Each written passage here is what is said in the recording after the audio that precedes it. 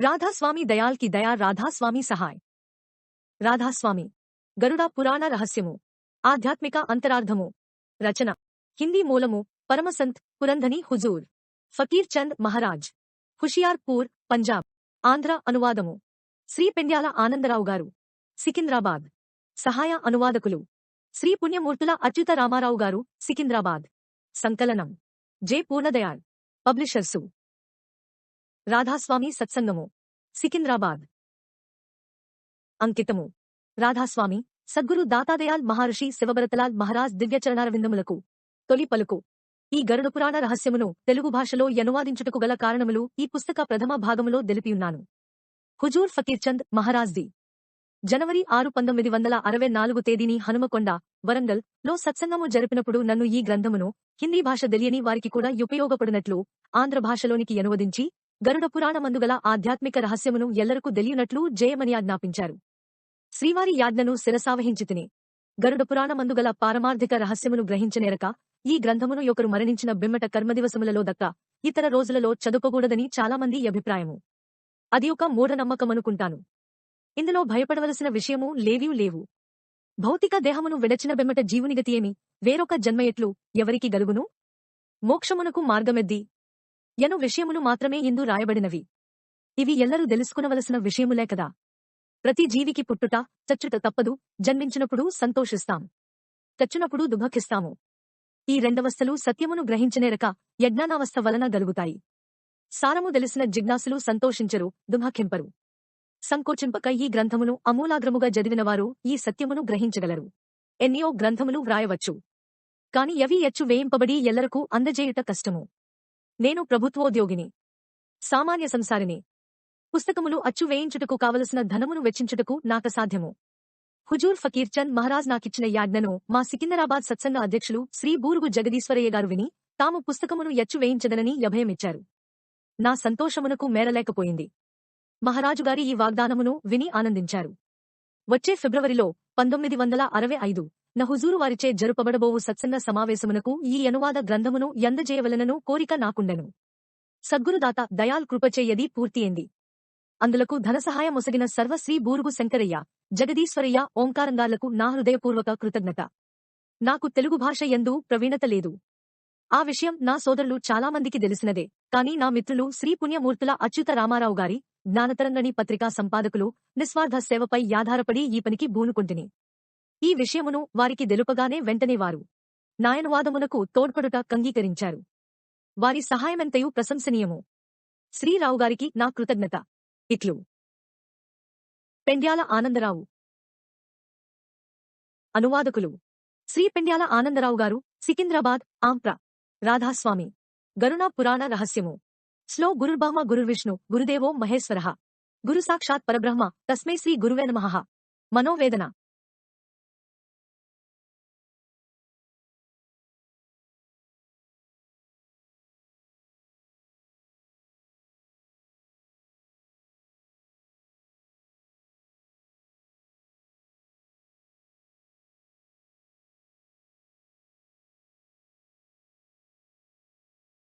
శ్రీ సద్గురు దాత దయాల.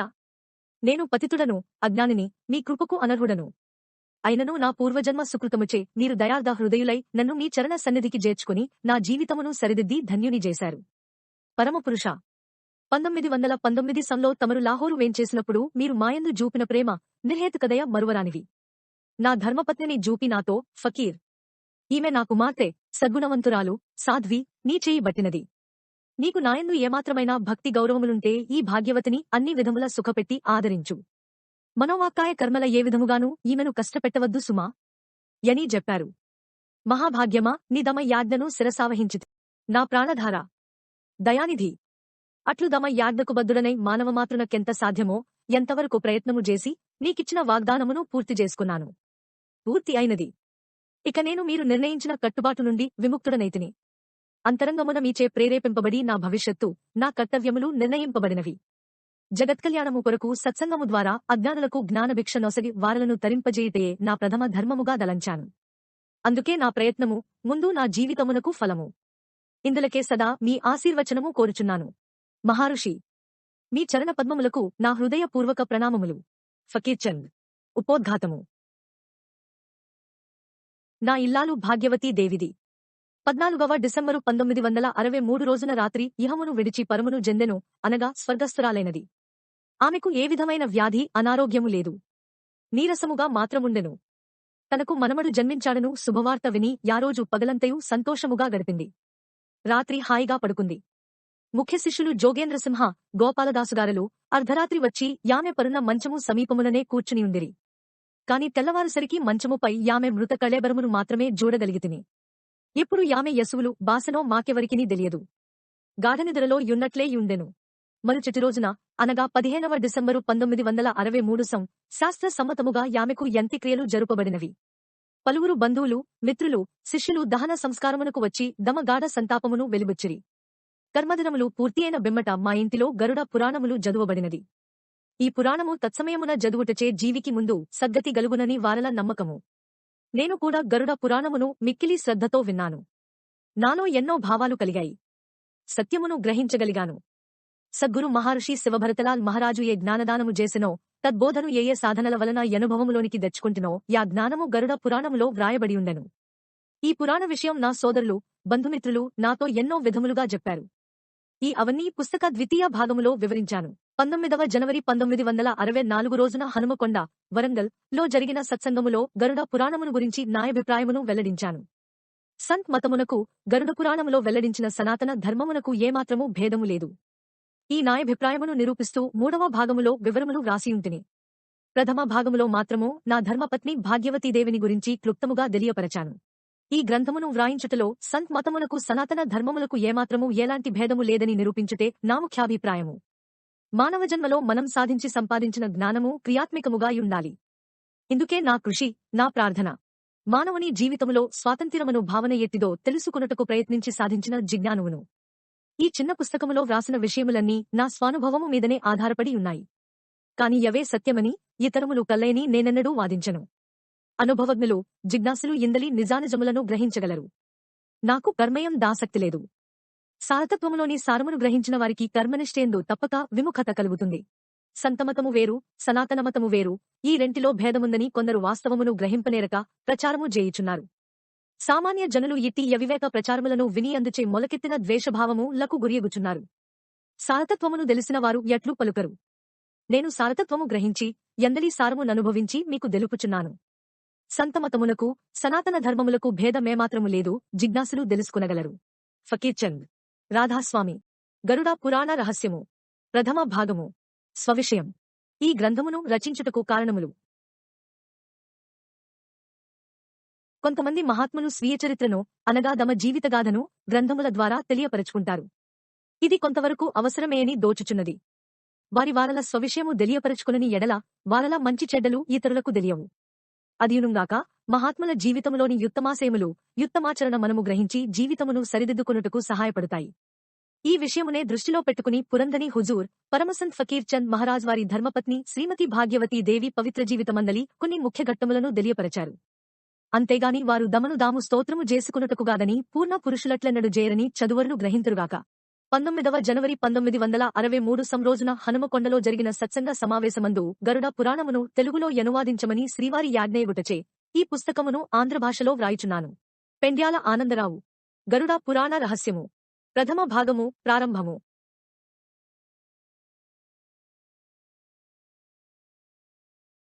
నాకు 1911వ సంవత్సరములో శ్రీమతి భాగ్యవతీ దేవితో వివాహమైంది. బహుశా ఇది డిసెంబరు నెలై ఉండవచ్చు. పూర్వజన్మ సుకృతఫలము వల్లను, సద్గురు కటాక్షము చేతను బాల్యము నుండియు నాకు ఆధ్యాత్మిక సాధనలయందు విశేష శ్రద్ధ, చింతనయుండెడివి. అందుచే యుక్త వయస్సు వచ్చినను పెండ్లి చేసుకుని గృహస్థ జీవితము గడుపుదామను ఇచ్చ లేకుండెడిది. కాని వృద్ధురాలు నాకన్న తల్లి పట్టుదలకు తలయొగ్గి వివాహము చేసుకున్నట్టుకు అంగీకరించవలసి వచ్చెను. నా భార్య కాపురమునకు రాగానే యామెకు నా నిజస్థితిని దెలిపియుంటిని. దేవి, నేను నిర్ధనుడను, నవీన పద్ధతులు కలవాటుపడిన వాడనుగాను, అందుచే నీ మనస్సునందుండు జీవితాశయములను నెరవేర్చగలనో లేనో సందేహమేను. కాని ఒక్క విషయము మాత్రము నీకు జప్పదలచుకున్నాను. ప్రాపంచిక సుఖములు క్షణభంగురములు, నిస్సారము. నీవు శాశ్వత సుఖమును అనుభవించుటకై ప్రయత్నించు. మనమిరువురము గృహస్థాశ్రమములో సేవకులమని, యాసేవాఫలమునకే మన కలియికేని గ్రహించుకునుము. నీకు జీవితావసరమగు పొట్టకుకుడు కట్టుకునుటకు బట్టవరకు మాత్రమే గ్రహించి ఎంతకన్నా హెచ్చుకోరికలను త్యజించాలి అని ఆమెకు నా ముఖ్యోద్దేశములను తెలిపాను. నా మామగారు కూడా భాగ్యవతిని మా ఇంటికి పంపునప్పుడు, అమ్మాయి భాగ్యవతి, నీ భవిష్యత్తును ఇక ముందు నీవే నిర్ణయించుకుని ఆనందముగా జీవితమును గడుపుకోవాలి. నీ భర్త ఫకీర్ చంద్ యుత్తముడు, సజ్జనుడు, అతనికి నీవు మనోవాక్కాయ కర్మల ఏ విధముగానూ బాధ కలిగించవద్దు సుమా. ఉభయ కుటుంబములకు కీర్తి నార్జించు అని బోధజేశారు. వారి సుబోధ నా యాశయములను పూర్తిగా అవగాహన చేసుకుని భాగ్యవతి ధన జీవితమందు శరీరమున కాధారమగు భోజనము, నిత్యావసరమగు వస్త్రము దక్క మరేమియూ ఆమె కోరలేదు, అనుభవించలేదు కూడాను.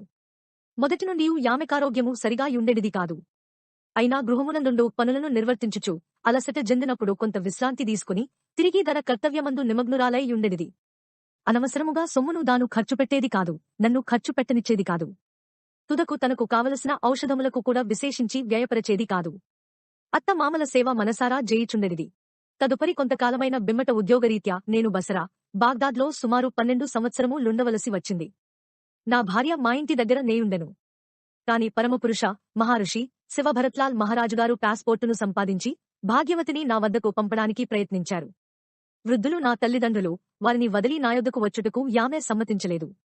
మా కుటుంబము చాలా పెద్దది. నా పిల్లలు, తమ్ముని కుటుంబము, ఇతర బంధుమిత్రులు వచ్చేవారు పోయేవారు చాలామంది ఉన్నారు. అందుచే వారలకందరకు సేవచేస్తూ స్వగృహముననే యుండెను. నా శిష్యుడు గోపాలాస్ ఆమెకు 7 సంవత్సరములు భక్తిశ్రద్ధలతో నిస్వార్థ సేవచేశాడు. ఇదే సమయమున అనగా నేను బాగ్దాదులో యున్నప్పుడు మా గ్రామమునకు ఒక సాధువు వచ్చియుండెను. వారిని దర్శింప చాలామంది స్త్రీ పురుషులు పోవుచుండిరి. ఒకరోజున భాగ్యవతి కూడా తోటి స్త్రీలతో వారల బలత్కారముపై వెళ్ళింది. సాధువును దర్శింపవెళ్లిన వారందరూ యాయన పాదములకు ప్రణమిల్లి వారి ఆశీర్వాదమును బొందుచుండిరి. ఈమెను కూడా వారి పాదములకు నమస్కరించమని చాలామంది చెప్పారు. కాని భాగ్యవతి పతిభక్తి దీక్షాపరురాలు. అందుచే వారలతో నా భర్త పాదములకు దక్క ఇతరుల పాదములకు నేను మ్రొక్కను. సాధు మహారాజ్ మహాత్ముడై యుండుగాక, వారికి నా హస్తములతో నమస్కరిస్తాను యని తన పవిత్రతా భావమును వెల్లడించెను. ఎవరైనా చులకనగాను మర్యాదహీనముగాను మాటలాడితే సహించేది కాదు. ఇది ఆమె స్వభావము. శ్రీదాత దయాల్ శిక్షణ కూడా ఇదే. ఎవరైనా నీతో అర్ధరహితముగా నీచముగా సంభాషించిన ఎడల వారికి కఠినముగా జవాబు చెప్పు మని ఆమెకు బోధించారు. నేను బాగ్దాద్లో యున్న 12 సంవత్సరములు గృహిణిగా ధనవిద్యుక్త ధర్మము నాచరించి ధన్యతనొందినది. ఆమె కూడబెట్టినది రూ. 3,6,7,600 ఈ సొమ్ములో ధనకుమారుని పైకము కూడా కొంతయుండెను. మిగతా సొమ్ము ఆమె కొరకే వెచ్చింపబడినది. భాగ్యవతి ఎలాంటి సాధనలు చేయలేదు. వాటిపై ఆమెకు విశ్వాసము కూడా లేదు. నేనన్ననో సాధకుడిని, పరమాత్మనానుభవము కలిగినవాడిని. కష్టసమయములో నాకు ధైర్యమును జప్పుచు, ప్రాపంచిక బాధల నుండి తప్పించుకునే యుపాయముల జప్పుచు సదా తోడునీడగా యుండెను. కార్యేషు మంత్రి, కరణేషుదాసి, భుక్తేషు మాత, శయ్యేషు వేశ్య, రూపేచ లక్ష్మీ క్షమయాధరిత్రి, షట్కర్మనారి కులధర్మపత్ని యను పాతివ్రత్యా ధర్మమును నాచరించిన ఉత్తమ ఇల్లాలు సత్సంగ సమావేశములకు వచ్చిన వారందరికీ విసుగుజందక భోజనాది సదుపాయములను స్వయముగా జేయుచు, శిష్యులచే జయించుచు ఆనందముగా కాలము గడుపుచుండెనిది. గురుభక్తి, సద్గురుచరణారవిందములను మాత్రమే మనస్సునం దంచుకుని మాయామోహితుడనై నా నెల జీతములో కొంత భాగము దాతాదయాల్కు పంపేవాడిని. ఇట్లు ప్రతి నెల జమకట్టిన సొమ్మును 35 సంవత్సరములైన ఇమ్మట అంతవరకు నిలువజేయబడ్డ సొమ్మురు 20,000-20,000 రూపాయలు నా భార్య భాగ్యవతికి ప్రసాదించి నాతో, ఫకీర్, ఈ సొమ్ము భాగ్యవతిది. నీవు మాత్రం ఇందునుంచి ఒక పైసాయనా వాడకూడదు సుమా. నీవు కష్టపడి కృషిచేసి జీవించు యని చెప్పారు. గురువాజ్ఞను ఎటులనే శిరసావహించాను. కాని కొంతకాలమైన బెమ్మట కుమారులు, కుమార్తెల వివాహములకు యా ధనమును వ్యయపరచవలసి యుండెను. నిలవయున్న డబ్బు ఖర్చయింది. నిత్యజీవనము కూడా గడచుట కష్టముగాయుండెను. అందుకు తోడు భాగ్యవతికి ఆరోగ్యము సరిలేకుండెను. ఇట్టి కష్టసమయములో హనుమకొండ, వరంగల్, గిరిధరమహారాజ్ సహాయపడి అప్పుడప్పుడు సొమ్మును పంపుచుండెడివారు. అవసరమునకు ఆదుకొన్నవారి మేలు మరువరానిది. ఈ ధనమును నా భార్యకు కావలసిన ఔషధములు వగైరాలకు మాత్రమే ఉపయోగించాను. ఇట్లు శ్రీ గిరిధరమహారాజ్ డబ్బు పంపుటను భాగ్యవతి తెలుసుకుని సంపాదించిన ధనము ముందాలోచన లేక ఖర్చుపెట్టాము. ఈ వృద్ధాప్యములో ఇతరులను యాచింపవలసి వచ్చింది యని కష్టముతో బలికింది. అది నిజమే, ఇతరులకు చేజాచుట నాకు కూడా ఇష్టము లేదు. అయినా యామె అనారోగ్యస్థితి నా మనస్సును వ్యాకులత నొందజేసింది. ఎంత సేవ చేసినా, ఎంత ధనము వ్యయపరచినా ఫలము దక్కలేదు. విధికృతమును దప్పింపనెవరితరము. భాగ్యవతి 1963 డిసెంబరు నెలలో భౌతిక దేహమును విడిచి పరమానంద ప్రాప్తి చెందినది. ఇన్ని కష్టములలోనూ ఎవరికి ఏ విధమైన లోటును గలుగజేయకుండా సంసారమును గడిపి తుదకురు 3,6,7,6,000 కూడబెట్టియుండెను. అందులో కొంత భాగము నా కుమారునిది. ఈ ప్రపంచములో నా జీవిత కర్తవ్యమును నిర్వహించగలిగాను. పలు విషయములలో నా ఇల్లాలే నాకు రక్షగా యుండెడిది. ఇంతకంటే నేనేమి చెప్పగలను? గరుడ పురాణ రహస్య ప్రథమ భాగం సంపూర్ణం. రాధాస్వామి. గరుడ పురాణ రహస్యము ద్వితీయ భాగము. సందేహ నివృత్తి. నా బంధుమిత్రులనేకులు గరుడ పురాణమందలి అంతరార్థమును దెలియగోరి నన్ను పలు విధముల ప్రశ్నించిరి. సద్గురు కటాక్షముచే నాకు దెలిసినంతవరకు వారికి ఈ కింది విధముగా జవాబులిచ్చితిని. ప్రశ్న: గరుడ పురాణ కథానుసారము జీవుడు వైతరణి నదియందు యమలోకమందును అనేక బాధలనుభవిస్తారు కదా, ఇది ఎంతవరకు నిజము? జవాబు: అవును, జీవులు మరణానంతరము బాధపడుట నిజమే. కాని ప్రతి జీవియు ఎట్లు కష్టములనుభవించడు. గురూపదేశమును బొందినవారు బాధపడరు. సద్గురూపదేశమును బొందక అంతా దమకే దెలిసినని విర్రవీగిన వారికి మాత్రం యమయాతన దప్పదు. ప్రశ్న: మహాత్మా, మీరు ఏ మతమును పక్షపాత బుద్ధితో సమర్థించరు కదా, గురుమతమును మాత్రమే ఎందుకు బలపరుస్తారు?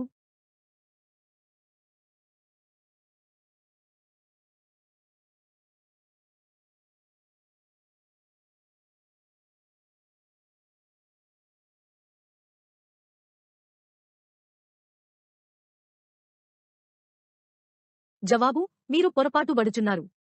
ఏ మతమైనను నేను సత్యమునే బలపరుస్తాను. సత్యము అన్ని మతములవారికి సమానమే, ఒకటే. నావైపు చూస్తూ నే జెప్పునది సావధానముగా వినండి. మనకందరికీ స్వప్నాలు వస్తోంటాయి. మంచి కలలు, చెడు కలలు కూడా అనుభవిస్తుంటాం. ఇదంతా స్వప్నానుభవము. కలలో అనేక దృశ్యాలు గోచరిస్తోంటాయి.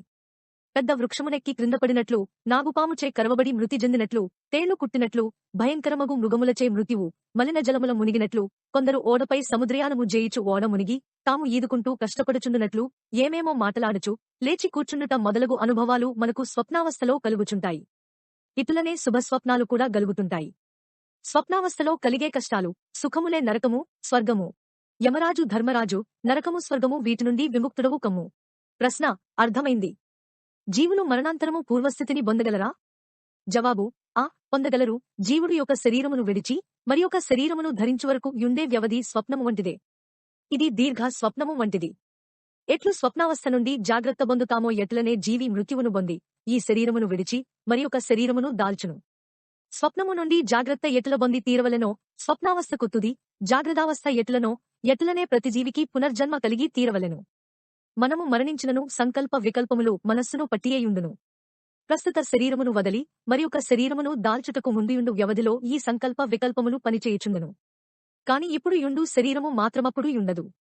జీవి వేరొక శరీరమైన దాల్చవచ్చు, లేదా సంకల్ప వికల్పానుసరణి సూక్ష్మ శరీరమన్నైనా యుండవచ్చును.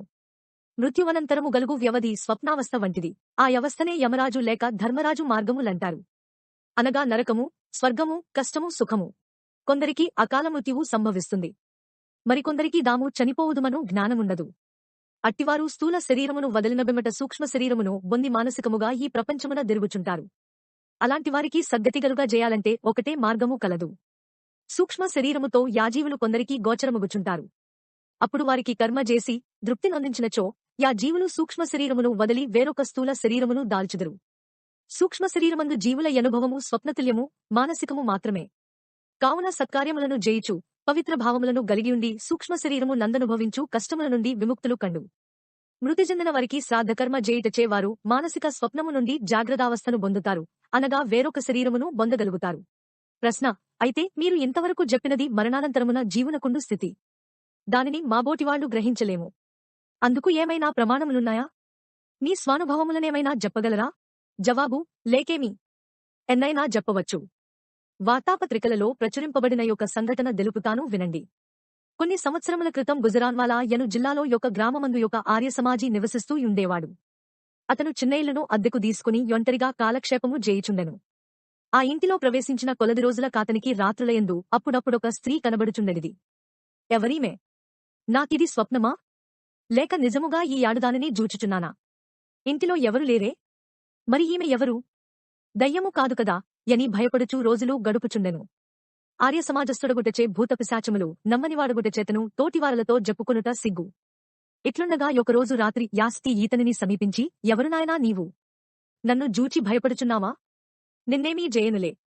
కాని నాకొక సహాయము మాత్రం చేసిపెట్టు. నేను చెప్పినట్లు నీవు చేస్తే నాకొక మహోపకారము చేసినవాడవవుతావు. అందువల్ల నాకీ పిశాచ శరీరము వదిలి వేరొక జన్మ గలుగుతుంది. నేను బ్రాహ్మణ స్త్రీని. నా యౌవన స్థితిలో ప్రాపంచిక విషయములకులోనై యొక్క మహమ్మదీయునితో కాపురము చేసియుంటిని. కొన్ని సంవత్సరములైన బెమ్మట నేను మరణించితిని. నా మృతకళేబరమును మహమ్మదీయులు వారి పూర్వీకుల గోరీల వద్ద పూడ్చనిచ్చుటకు యొప్పుకునలేదు. అందుచేత నా భర్త ఈ ఇంటిలోనే సమాధి చేసినాడు. తరువాత నా భర్త మహమ్మదీయుడు కూడా మరణించాడు. నేను యాతనితో కలిసి మెలసియున్నప్పుడు కూడా నా హిందూమతాచారములను వదలలేదు. అందుచే నా శరీరమునకు మహమ్మదీయుల మతానుసారము అంత్యక్రియలు చేయుట నాకిష్టము లేదు. హిందూ సాంప్రదాయానుసారము దహనము చేసి అస్థికలను గంగలో కలుపవలనను కోరిక నాకు ప్రాణము పోవరకు యుండెను. అట్లు కొనసాగకపోవుటచే నాకు ఈ ప్రేత శరీరము వదలలేదు. అదిగో దొడ్డిలో చూడు, అమూల కొంచెము త్రవ్విన నా ఎముకలు కనబడతాయి. వాటిని నీవు గొనిపోయి హరిద్వారము వద్ద గంగలో కలిపితే ఈ ప్రేత శరీరము నుండి నాకు విముక్తి కలుగును. దయచేసి ఈ మాత్రపు పుణ్యము కట్టుకునుము యని బలికెను. ఆ గృహస్థు యామె చెప్పినట్లే చేసెను. తదుపరి యార్యసమాజికి గనుపడలేదు. మానవుడు మరణకాలమున ఏ ఏ యుద్దేశములతో యుంటాడో మానసికముగా ఏ భావాలు కలిగియుండునో యవి కార్యరూపమున నెరవేర్చుకునో అవకాశమునకే తిరుగుచూ యుంటాడు. పైన చెప్పిన బామన స్త్రీ పశ్చాత్తాపపడి యాచరణ పూర్తికానందున ప్రేత శరీరమును ధరించవలసి యుండెను. పశ్చాత్తాపమే ఆమె ప్రేత శరీరమునకు కారణం. ఇటువంటి అనుభవమే హుజూర్ మహర్షి శివభరత్లాల్ మహారాజునకు గూడగలిగింది. వారు యొక్క ఇంటిలో అద్దెకుండేవారు. ఒకనొక రోజు రాత్రి వారికొక స్త్రీ ప్రేతరూపమున గనుపించి వారితో, నీవు యుత్తమ పురుషునివలే యున్నావు. కాని నా కోరికను నీవు నెరవేర్చగలవా?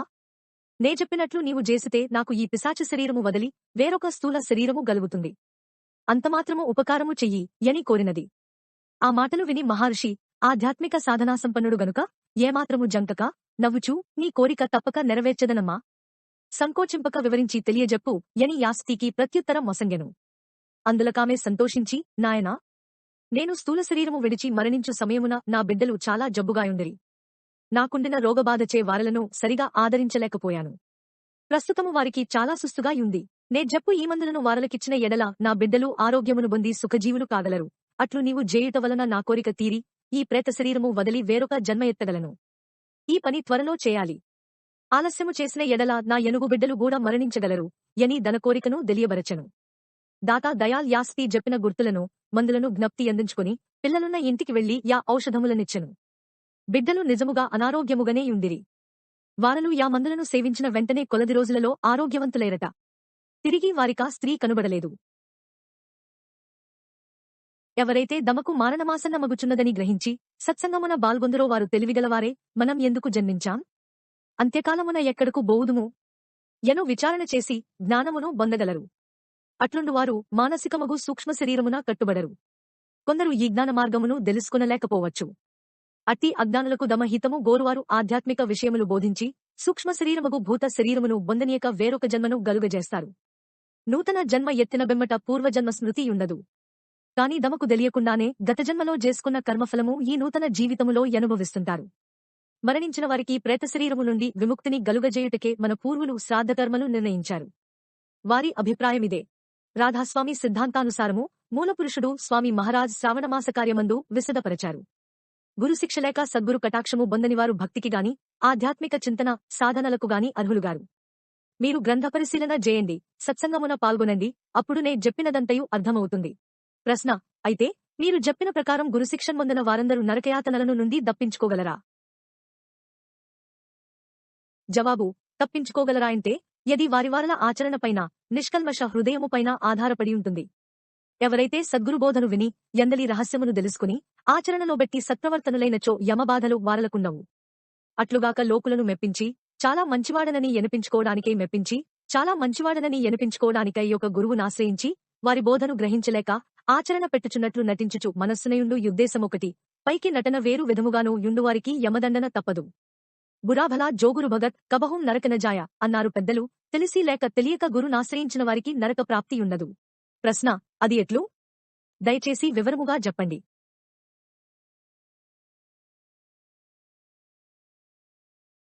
జవాబు: త్రికరణ శుద్ధిగా గురుసేవ చేసిన వారికి, గురుబోధను విని సన్మార్గవర్తనులైన వారికి అవసాన కాలమందు దన ఇష్టదైవ స్వరూపమో లేక దన గురురూపమో దప్పక గోచరమవుతుంది.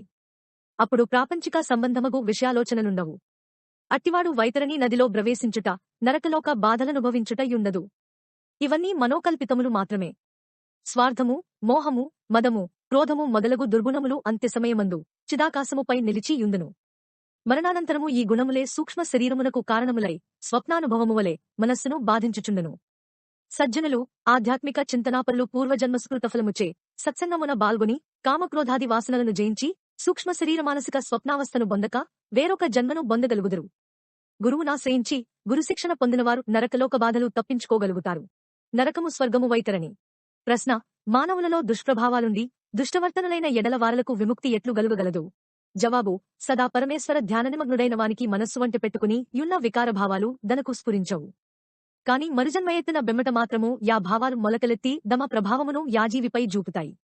అయినను ధ్యానశక్తి వలన యాభావాల వలన గలుగు దుఃఖములు యనుభవములోనికి రావు. ప్రశ్న: అయితే స్వర్గనరకములు వైతరణినది అంతరంగమందే ఉంటాయి, బహిర్గతముగా యుండవు కాబోలు? జవాబు: అదంతా మనోభావన. ఎట్లు మన స్వప్నములో విచారధారా ప్రభావముచే స్వప్న ప్రపంచము కల్పించబడుతుందో అటులనే జీవులకు అజ్ఞానము వలన మనస్సునందు సంకల్ప వికల్పాలు స్ఫురిస్తుంటాయి. ఇవి మనోకల్పితములే. అవే సుఖదుఃఖాలకు కారణం.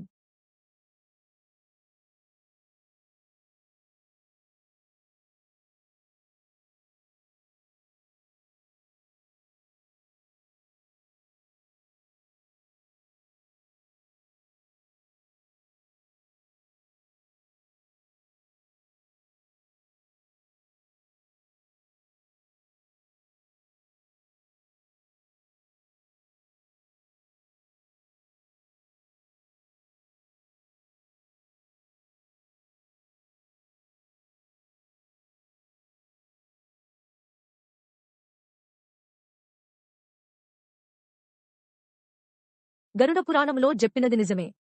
మరణానంతరము జీవులు రెండు మార్గములలో సంచరిస్తుంటారు. యమ మార్గము, ధర్మ మార్గము. స్వప్నావస్థ నుంచి జాగ్రత్తావస్థను బొందునట్లు యమమార్గమున మానసిక కష్టము అనుభవించి వారల సంకల్పములను పూర్తియైన బిమ్మట యామార్గమును వదలెదరు.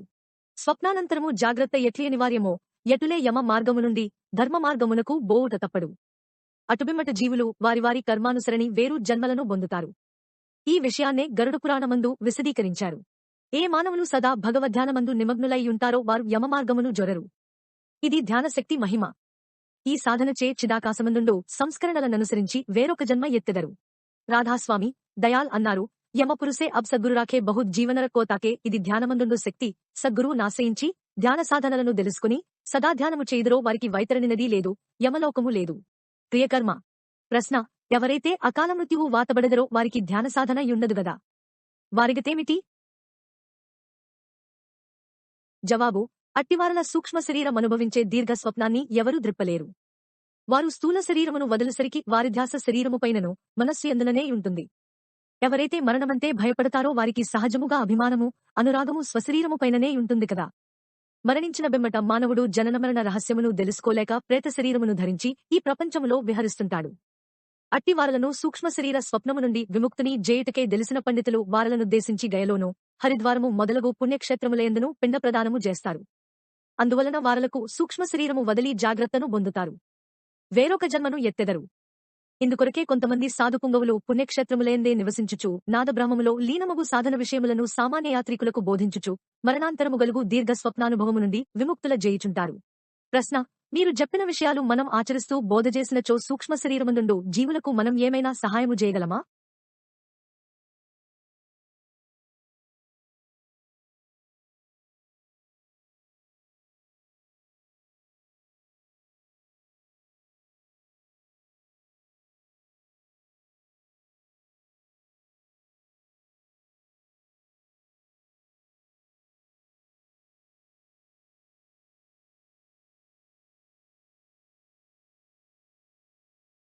జవాబు: తప్పక సహాయం చేయగలుగుతాము.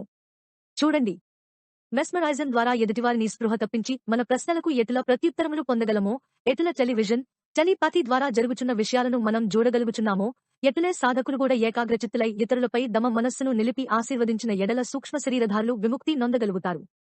ఏకాగ్రచిత్తతేందు అసాధారణ శక్తి కలదు. దానిని మనము సరియైన యాలోచనలతో ఉపయోగించాలి. ఆచరణ ప్రధానం.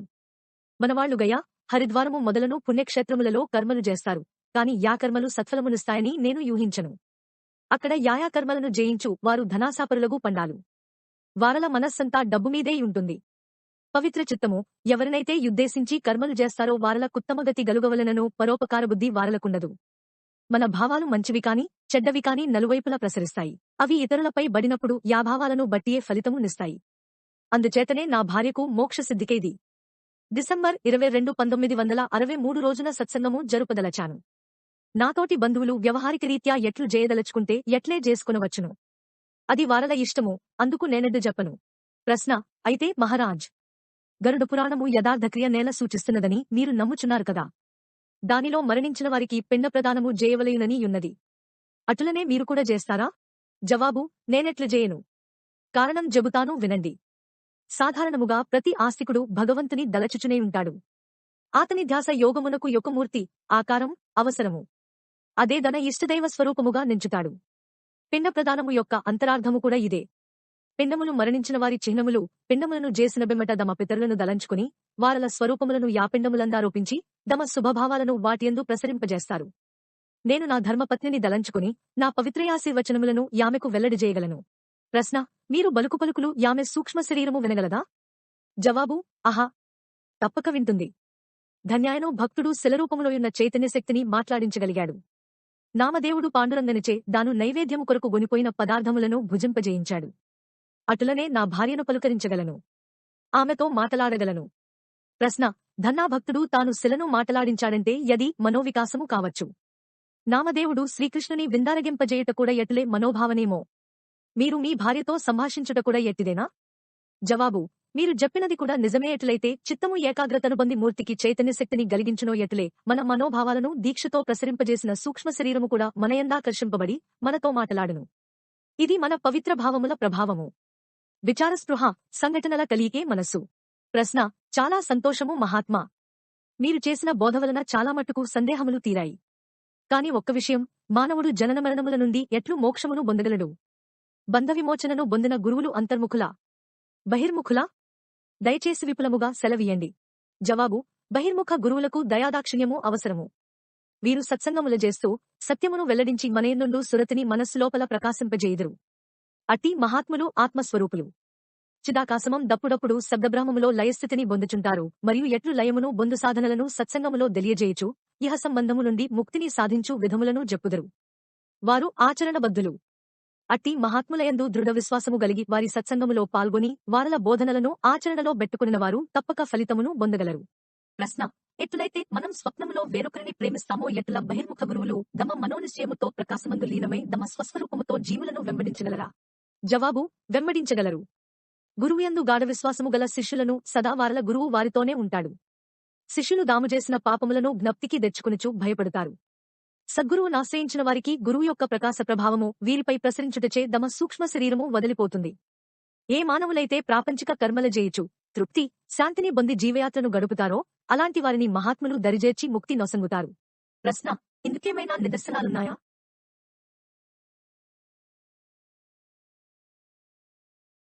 జవాబు: నేనే నిదర్శనము. నాయనుభవములే ఇందుకు ప్రమాణములు. ప్రప్రథమములో నేనొక జిజ్ఞాసిని, మనోవృత్తులకు జిక్కనివాడను. నా సద్గురు మహర్షి దాత దయాల్ నేను జేయు సాధనలలో యుండు లోపాలోపాలను దెలిపి సత్యాన్ని వ్యక్తపరచి నాలో గొప్ప మార్పును గలిగించారు. అందుచే ప్రస్తుతం నాకు ఎలాంటి కోరికలు లేవు. నిజమైన శాంతి, తృప్తికరమైన స్థితిని పొందాను. మనోబంధనముల నుండి విముక్తిని పొంది సదా శబ్దప్రకాశములో లీనమై ఉంటాను. భవిష్యత్తు ఈశ్వరాధీనం.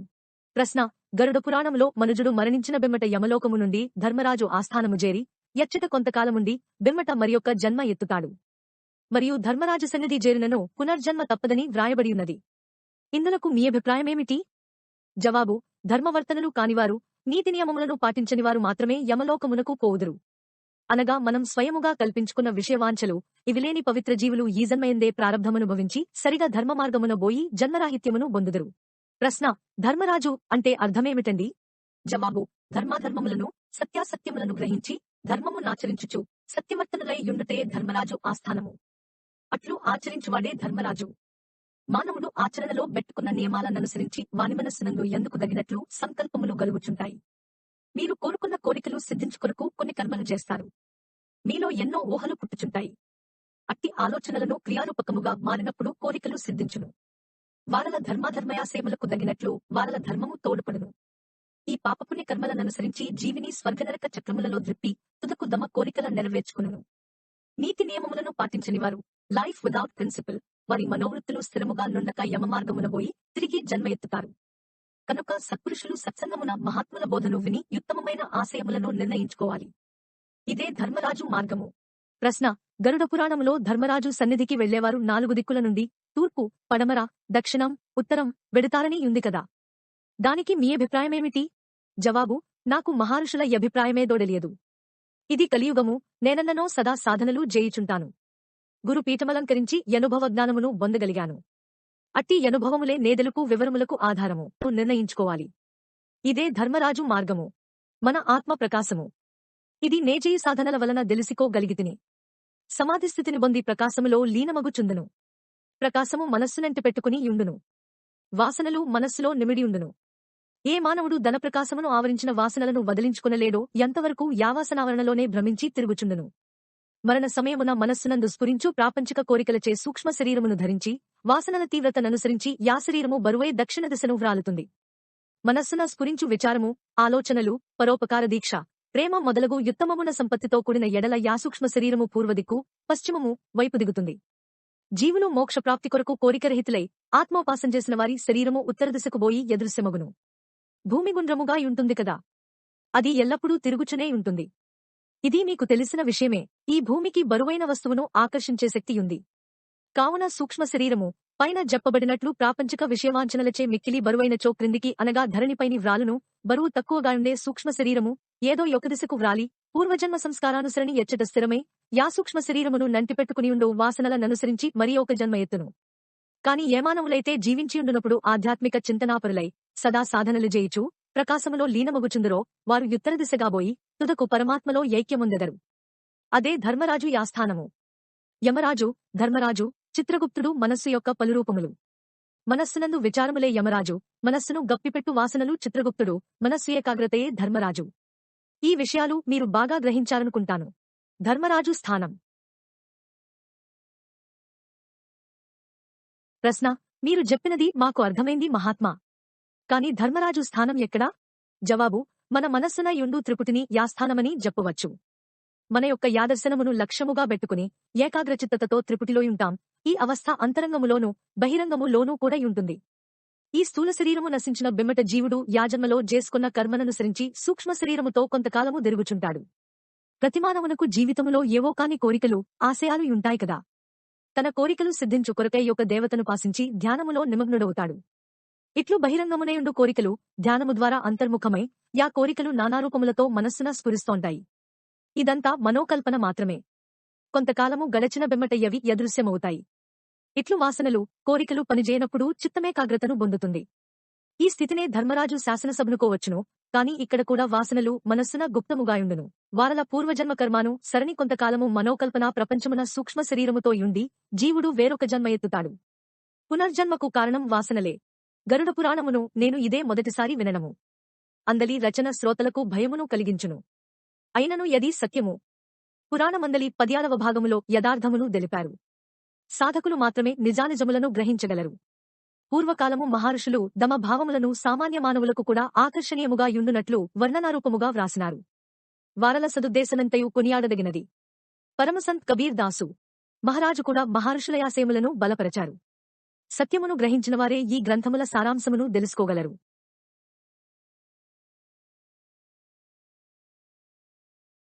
ధర్మరాజు త్రిపుటి. ప్రశ్న: ధర్మరాజు త్రిపుటి స్థానములకు రాధాస్వామిమతము వారు ఎట్లు సమ్మతించగలరు? వారల యనుభవరీత్యా త్రిపుటిలో ప్రకాశము ఎర్రనిరంగులో యుండునని, శబ్దము ఓం లేక మృదంగనాదము వినిపిస్తుందని, యాధ్వని ఎన్నో యోజనముల మేరకు ప్రసరిస్తుందని చెప్పుచున్నారు. కాని తమరు ధర్మరాజు స్థానము త్రిపుటి అంటున్నారు. ఇందలి రహస్యమును వివరముగా తెలియజెప్ప ప్రార్థన. జవాబు: గరుడ పురాణములో కూడా ధర్మరాజు ఆస్థానము కొన్ని యోజనముల విస్తారము గలిగియున్నదని వర్ణించారు. అక్కడ ప్రకాశము సువర్ణరంగులో యుంటుందన్నారు. అది నిజమే. ఇందులకు సందేహమే మాత్రము లేదు. అందలి రహస్యమును సాధనల ద్వారా అనుభవించి తెలుసుకున్నాను. కాని నేను మాత్రం పురాణంలో దెలిపినట్లు ధర్మరాజు నగరమును కొలవలేదు. మరియు ఇతరులకు కూడా యది సాధ్యమని దోచదు. అంతేగాక యది ఆగమ్యం. యమరాజు మార్గము కూడా ధర్మరాజు మార్గము వలె ఎంతో విస్తారము గలిగియున్నదని మహర్షులు పురాణమందు అభివర్ణించారు. కాని నా మనస్సున ఈ వర్ణన ఎంత సత్యమోయనో సందేహము మాత్రము యుంది. మరియు యచ్చోట పలు విధములగు వాయిద్యములు కూడా వినబడతాయని చెప్పారు. హిందూమత ధర్మములు నాచరించువారికి శాస్త్రజ్ఞానము అనుభవములో లేదని నా యుద్దేశము. స్వానుభవము లేని రాధాస్వామి మతస్థులు కూడా ఇటివారే. సద్గురు కటాక్షం వలన వారి సద్బోధ చేతను శాస్త్రము అనుభవములోనికి వస్తుంది. ఈ కలియుగమున సామాన్య జనుల కనుకూలముగా యుండునట్లు శాస్త్రములందు కొలది మార్పులను మహర్షులు చేశారు. పరమసంత్ కబీర్ దాస్ మహారాజు కూడా ఈ రహస్యములను గుప్తముగా యుంచుమని దమశిష్యుడు ధర్మదాస్తో చెప్పాడు. స్లో ధర్మదాస్ తొపి లాక్ దుహాయి సార్భేద్ బాహర్ నజాయి. రాధాస్వామిదయాల్ మహారాజు కూడా ఎటులే సూచించారు. స్లో సంత్ బినా కోయి భేద్ నజాని ఓ తోహి కహే అలగ్ మే. సంత్ మతములో ధర్మశాఖయున్న యది నివృత్తి మార్గమును సూచిస్తుంది. క్రమశిక్షణ కలవారు కాని దానిని యాచరించలేరు. అందుచే వారలు సంత్ మతము సనాతన మతము వేరువేరని అభిప్రాయపడుచున్నారు. ఈ రహస్యము ముముక్షుల సిద్ధి కొరకు నేను వెల్లడించుచున్నాను. నేను భవబంధమును ద్రెంచుకోగలిగాను, ఇతరులను గూడ తరింపజేయుటకు ప్రయత్నిస్తున్నాను.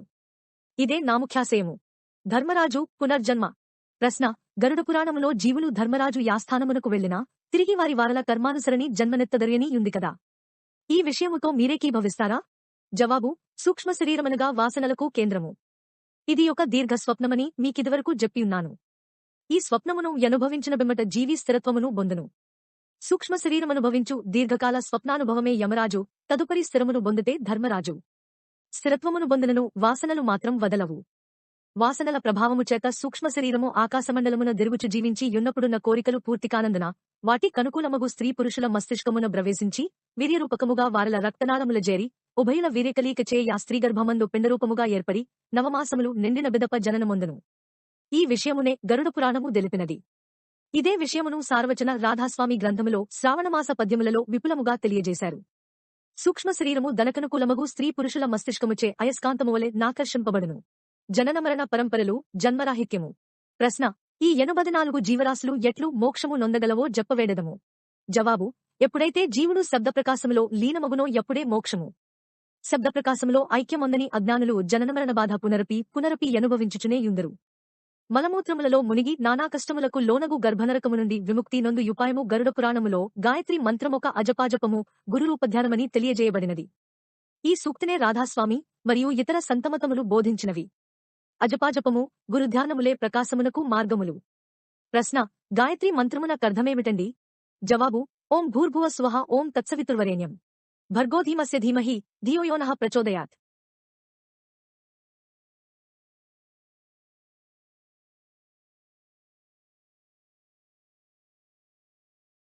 పైన చెప్పబడిన మంత్రానుసారము ఆయా స్థానముల నుండి బయలువెడలి సావిత్రిరూపమగు ప్రకాశములో లీనము కావలెను.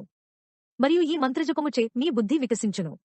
ఈ మార్గముననుసరించియే రాధాస్వామి మతస్థులు సహస్రదళ కమలములని, త్రిపుటి అని, సున్, మహాసున్ అని, ఖరూర్ జహవీరి అని పలుమార్గములు తెలియజెప్పి సత్యలోకమందు ధ్వనించు శబ్ద బ్రహ్మములో లీనము కావలెనని చెప్పారు.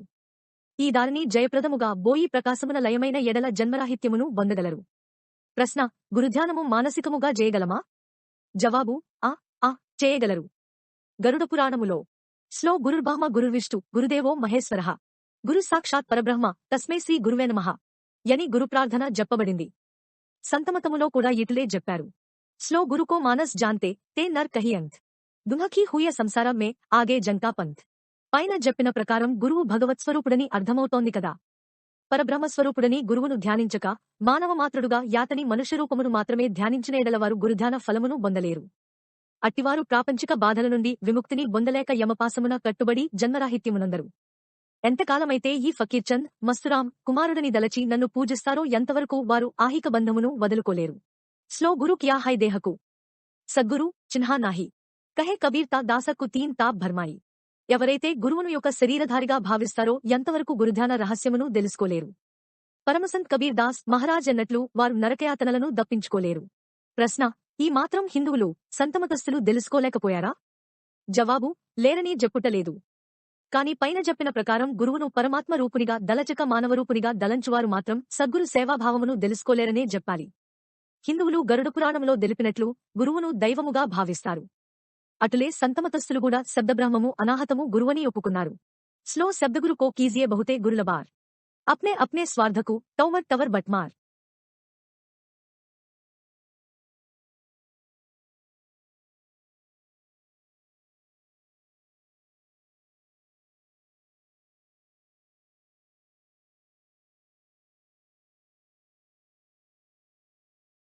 ప్రశ్న: శబ్దగురు, శబ్దబ్రహ్మము ఒకటేనా?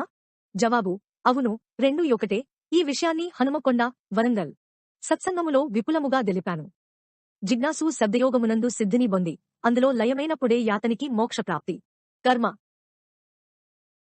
ప్రశ్న: శబ్దబ్రహ్మములో లయమొందని వారిని క్రియాకర్మలు దప్పవా? జవాబు: తప్పవు. ఉత్తమగతిని పొందదలచుకున్నవారు, భవసాగరమును దాటదలచుకున్నవారు సాధనలు చేయాలి. సాధనలు పలువిధములు. సోదరులారా, కష్టపడనిదే ఏ పని ఫలించదు. నా జీవితమంతయు ఆధ్యాత్మిక పరిశీలనలోనూ సాధనలలోనే గడిచింది. సద్గురాన్వేషణ జేయుచు తిరిగి తిరిగి దాతాదయాల్ మహర్షి శివభరత్లాల్ పాదసన్నిధిని జేరితిని. ఆ మహాపురుషుడు దయార్ద్రహృదయుడై నాకు చేసిన బోధననుసరించి గత 25 సంవత్సరముల నుండి సాధన చేయుచునే ఉన్నాను. ఆ సాధన ఎంతకాలమునకు ఫలించింది. నా ధర్మపత్ని సౌభాగ్యవతి తన స్వస్థానమును, పరలోకము జేరుకుంది. నేనిప్పుడు యొక్కడినే. ద్వంద్వము పోయి ఏకత్వము లభించినది. ఇదంతా పరమేశ్వరుడు నా మేలు కొరకే చేశాడు. భక్తులకు కష్టముగాని సుఖముగాని వారలయున్నతి కొరకే లభిస్తుంది. అందులకై వారు దుఃఖించరు, సంతోషించరు. ఇక నా భవిష్యత్తంతా ఆధ్యాత్మిక చింతనయందే గడుపుచు శబ్దబ్రహ్మముతో లయముంది ఏ ఆటంకములు లేకుండా గమ్యస్థానమును జేర సంసార బాధ్యతలేవీ నాకిక లేవు. మిగిలిన జీవితము లోకకల్యాణార్థమో సత్సంగముల జరుపుచు ప్రజాసేవ చేయుచుండెదను. మిత్రులారా, నా స్వానుభవము మీద ఆధారపడి మీ సందేహములకు జవాబిచ్చాను. అందుకు కావలసిన సమాధానముల వల్ల మీరు తృప్తి పొందితిరని దలుస్తాను. అయినా ఇంకను ఏమైనా అడగవలసి యున్నచో ప్రశ్నింపుడు. ప్రశ్న: మహాత్ములు, సాధకులు మీరు మీ జీవితమంతయు పారమార్థిక కృషిలోనే గడిపారు. అట్టిపూర్ణ పురుషులను మిమ్ములనేమి ప్రశ్నించగలము? అయినా దయార్ధహృదయులై సంశయనివృత్తి కొరకు మాకు మహదవకాశమిచ్చారు గనుక ఎడుగుచున్నాము, క్షమించండి. మీరు చెప్పినదంతా గరుడ పురాణములో విపులముగా వ్రాశారు. మీరు క్లుప్తముగా తెలియజేశారు. అంతే తేడా. జవాబు: నవ్వుచూ గరుడ పురాణములో చెప్పినదంతా కర్మ విషయం. నేను కర్మాతీతుడను. కర్మ చేయుచున్నను, జయనివాడనే. కర్మ కాలాను గుణ్యముగా మారుతుంటుంది. కాని తత్వము మాత్రమొక్కటే, అదే స్థిరము, సత్యము. జనన మరణములు. పుట్టిన తరువాత చావు తప్పదు. జాతస్య మరణం ధ్రువం. ఏ మానవుడు మరణానంతరము సూక్ష్మ శరీరమును బొందక శబ్దబ్రహ్మములో ఐక్యము బొందగలడో వానికే జన్మరాహిత్యము. సూక్ష్మ శరీరమును దాల్చువారు మాత్రము లోకములో తిరుగుచునే ఉంటారు. ప్రశ్న: గరుడ పురాణములో జన్మరాహిత్యమే బ్రహ్మస్థానమన్నారు. సంతంత సిద్ధాంతానుసారము ఈ జనన మరణ సంఖ్యలు ఎక్కడ వదులుతాయి? జవాబు: మిత్రులారా, మీరడిగే ప్రశ్నలు గ్రంథములందు రచింపబడిన విషయాలపై ఆధారపడియున్నవి. కాని నేను చదివిన సంగతులు అనుభవశూన్యమైనవి జప్పను. నేను మీకు జప్పునదంతయు స్వానుభవముపై ఆధారపడి ఉంటుంది. నేనెల్లప్పుడూ సాధనలు చేస్తుంటాను. సాధనావస్థలో యున్న నన్ను ఎందరో గురువుగా భావించి బోధను పొందుచున్నారు. వారల సాధనానుభవాలు నాతో చెప్పి ఎన్నలి లోటుపాట్లను తెలుసుకుంటుంటారు. ఇందువల్ల నేను నిజానిజములను గ్రహించి ఆనందమును జంది ప్రకాశములో లీనమగుచుంటాను. ఆ స్థితిలో నేను పూర్తిగా మారిపోతాను. అక్కడ శరీరధార్యగు ఫకీర్చంద్ యుండడు. దాతాదయాల్ మహర్షి శివభరత్లాల్ మహారాజ్ అన్నారు, స్లో గురు కరో అప్నే అబ్కు అప్నా పతా మిలే, ఉస్కీ కి జో సైర్ హో ఆబేబకా మిలే, బేఖుద్ బనో ఖుదీకు కరో దిల్నే మహాగవగర్, అప్నా హిజాత్ పాక్ మే జాతే కుదా మిలే, బే అఖలీ వంఖల్ కే ధనందోం సెహో నిజాత్, ఉసూతక్ జిందగీ కా భీ తుమ్కు మజా మిలే. ఎవరైనా బ్రతికింతకాలము సాధనలను జేయుచునే యుండాలి. నేను కూడా ఎటులే జేయుచు సురత శబ్దమందు తన్మయుడుగుచుంటాను. ఈ స్థితికి వచ్చిన వారికి మాత్రమే జనన మరణ బంధముల నుండి విముక్తి.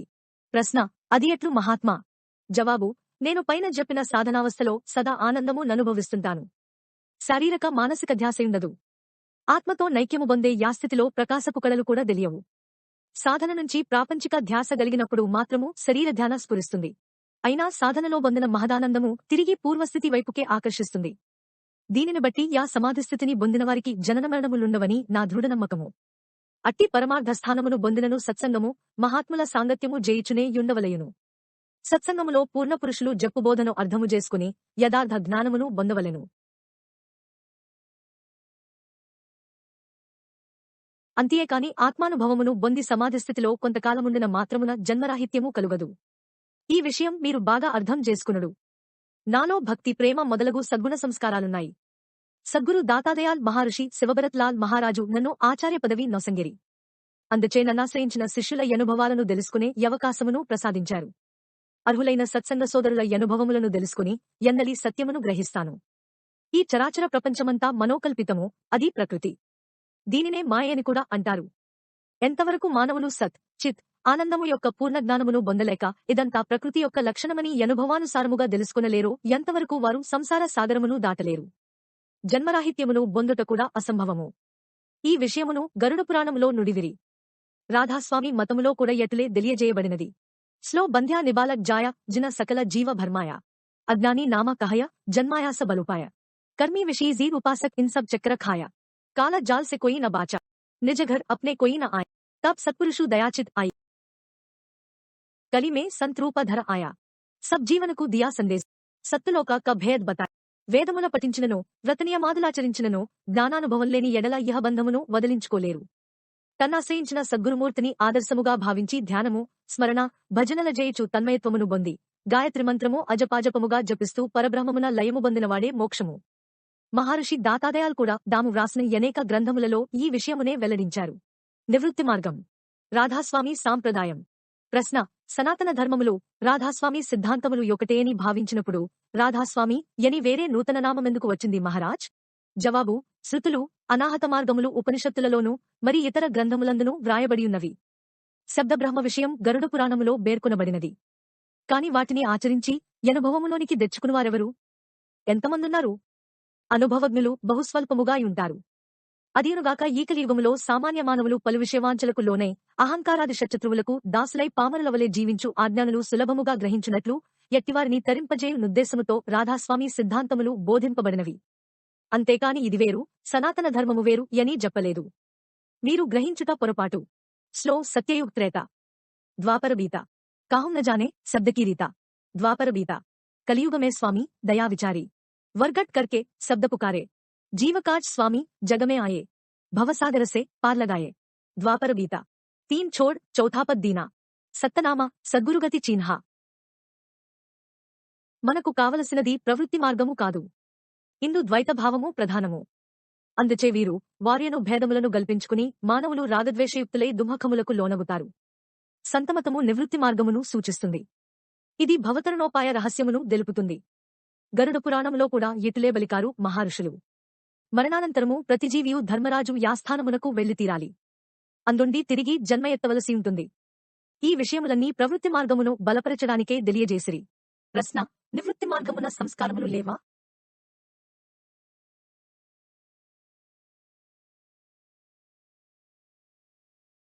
జవాబు: లేకేమి, ఉన్నాయి.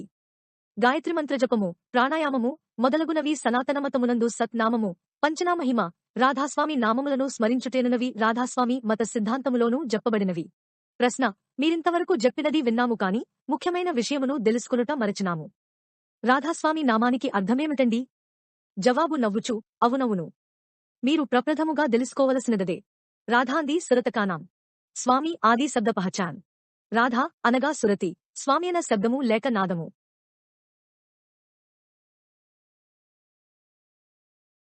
గరుడ పురాణమున ఇదే శబ్దబ్రహ్మ మని చెప్పబడినది. రాధాస్వామి నామము ధృణాత్మికము. ఈ నామము అంతరంగమున అనాహత రాగముగా యుద్భవించి ఎన్నో రకముల ధ్వనులు వినబడతాయి. వీటికి స్థూల సూక్ష్మ శరీరముల కదలికయే కారణం. అనాహత రాగము ధృణాత్మికము. దీనిని వినినవారి సురతి స్థిరపడి ఏకాగ్రతను పొందుతుంది. అప్పుడు పూర్ణ జ్ఞానము కలుగును. ప్రశ్న: రాధాస్వామి సిద్ధాంతములను పాటించు సత్సంగులనేక మంది ఉన్నారు.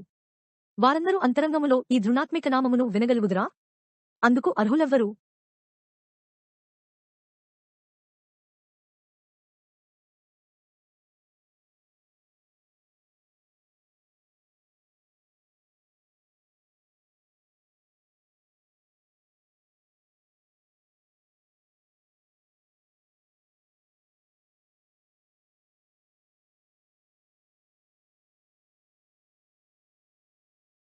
జవాబు కొంచెం కోపముతో, మీరు పక్షపాత బుద్ధితో హేళనగా మాట్లాడుచున్నారు. ముందు పూర్తిగా విని సత్యాసత్యములను మీరే గ్రహించుకోండి. సనాతన ధర్మపరులు ఈ స్థితిని పొందుచున్నారా? లేదు కదా? అటులే ఏకర్మఫలితమైన దాని సంస్కారమును బట్టి గలుగుతుంటుంది. పూర్వజన్మ సుకృతము వర్తమాన కృషి అనుకూలించినప్పుడు మాత్రమే సత్ఫలాన్ని పొందగలుగుతారు. ప్రశ్న: క్షమించండి, మేమెన్నడూ మీ సన్నిధిని హేళనగా మాటలాడజాలము. మీ నుండి సత్యమును గ్రహించవలనను ముఖ్యాశయముతోనే మిమ్ముల ప్రశ్నించున్నది. ఇంకొక సందేహము: మహాత్ములు మీరు సనాతన ధర్మాచరణీయులా? జవాబు: సనాతన ధర్మమనగా ప్రాచీనమైన మతము. మనమందరము మనుష్యులమే. ఒకే మార్గములో నడిచే వారము. అందుకనే మానవులని సంబోధిస్తున్నాను. హిందువులు, మహమ్మదీయులు, క్రైస్తవులు, సిక్కులు అందరూ మానవులే. కాని సత్యమును తెలుసుకొనలేక అజ్ఞానముచే గప్పబడి వేరువేరును భేదాభిప్రాయములను గల్పించుకుంటారు. ప్రశ్న: అది ఎట్లో కొంచెం వివరించి చెప్పండి. జవాబు: సరియైన బోధచేసి శిక్షణయోసంగు గురువునాశ్రయించక సత్యమును తెలుసుకొనలేకపోతున్నారు. యథార్థమును వెల్లడించే గురుబోధను పెడచెవిని పెడతారు. మీరు అంతే. నా భార్య మరణించినదని లౌకిక భావముతో నన్ను పరామర్శించడానికి వచ్చారు. గరుడ పురాణ కాలక్షేపము విన్నారు. అందరి విషయములను మీరు గ్రహించి ఉండవచ్చు. ఇందులకే కదా మీరు భూసురులు అంతా వచ్చింది. ప్రశ్న: మీరు నిజము చెప్పారు.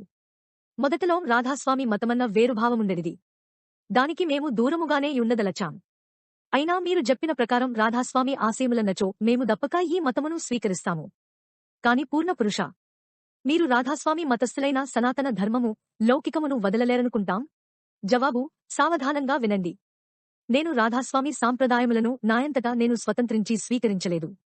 నా బాల్యమున శ్రీ ఆంజనేయులు, శబరి మున్నగు భక్తులవలే నాకు కూడా శ్రీరామచంద్రుని కన్నులార చూడవలెనను కోరిక గాఢముగా యుండెను. అందులకే సంవత్సరముల కొలది పరితపించాను. ఒక రోజున రాత్రి దాతాదయాల్ మహర్షి శివభరత్ లాల్ మహారాజ్ నా స్వప్నములో దర్శనమిచ్చి కొన్ని రహస్యములను తెలియజేశారు. అంతకుముందు వారినెన్నడూ చూడలేదు. వారి బోధను విని సత్యమును తెలుసుకుని రాధాస్వామి సిద్ధాంతములను స్వీకరించాను. ఈ మార్గము కేవలం నివృత్తి మార్గము. ఇతర మతములన్నీ కాలానుసరణి స్థాపింపబడినవి మాత్రమే.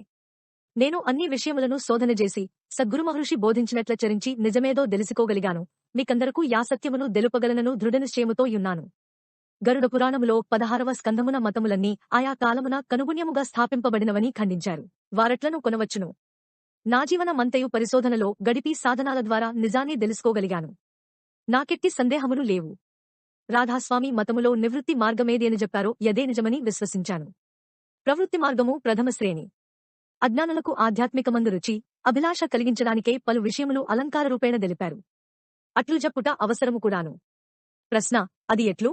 జవాబు: సహస్రదళ కమలము, త్రిపుటి, శూన్యము, మహాశూన్యము, మూల ప్రకృతి అనగా భూ, రుభౌ, వహ, స్వహ, మహ, జన, తప మొదలగునవి మానసిక కేంద్రస్థానములు. ఇవి సాధకులకు సుఖము, జయమును గలుగజేస్తాయి. నిర్వాణపదం.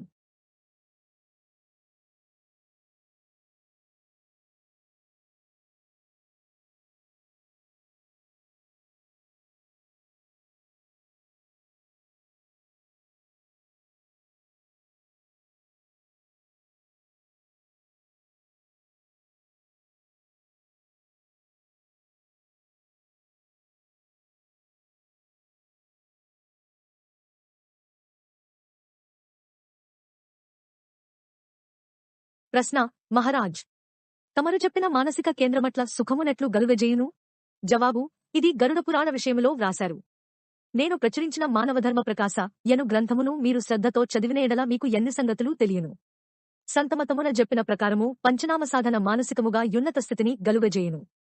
స్మరణ, భజన, ధ్యానయోగముల వలన చిత్తమేకాగ్రతను పొంది మహానందము, యోగానందము, వివేకానందము, జ్ఞానానందములను గలుగజేయును. నిర్వాణమనగా మన స్వస్థానము. దానిని జేరవలయునన్న సత్యనామము లేక రాధాస్వామి నామమును అజపాజపమును జేయుచు పూర్ణపురుషుని పాదములాశ్రయించవలసి ఉంటుంది. ప్రశ్న: సద్గురువు, పూర్ణపురుషునకు వర్ణజాతి భేదములు నిర్ణయింపబడినవా?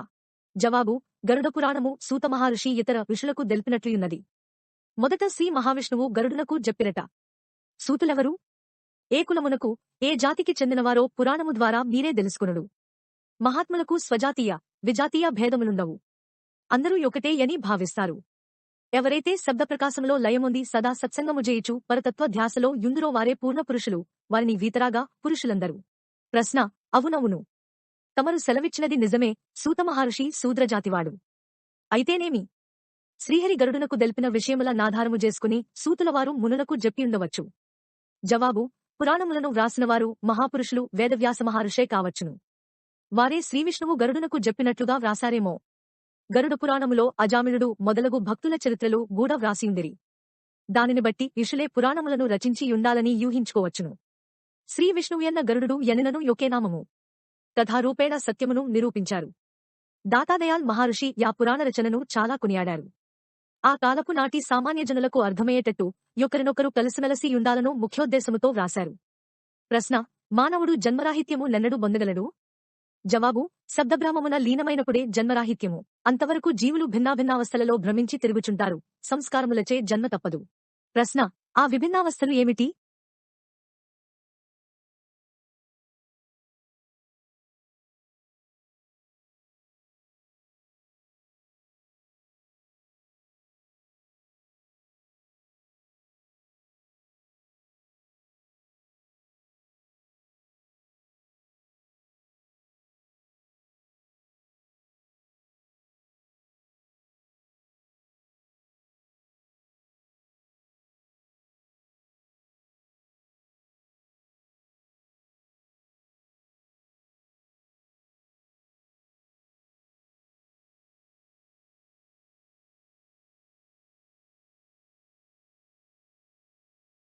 జవాబు: యోగ శ్రేణి, పిండాంశదశ.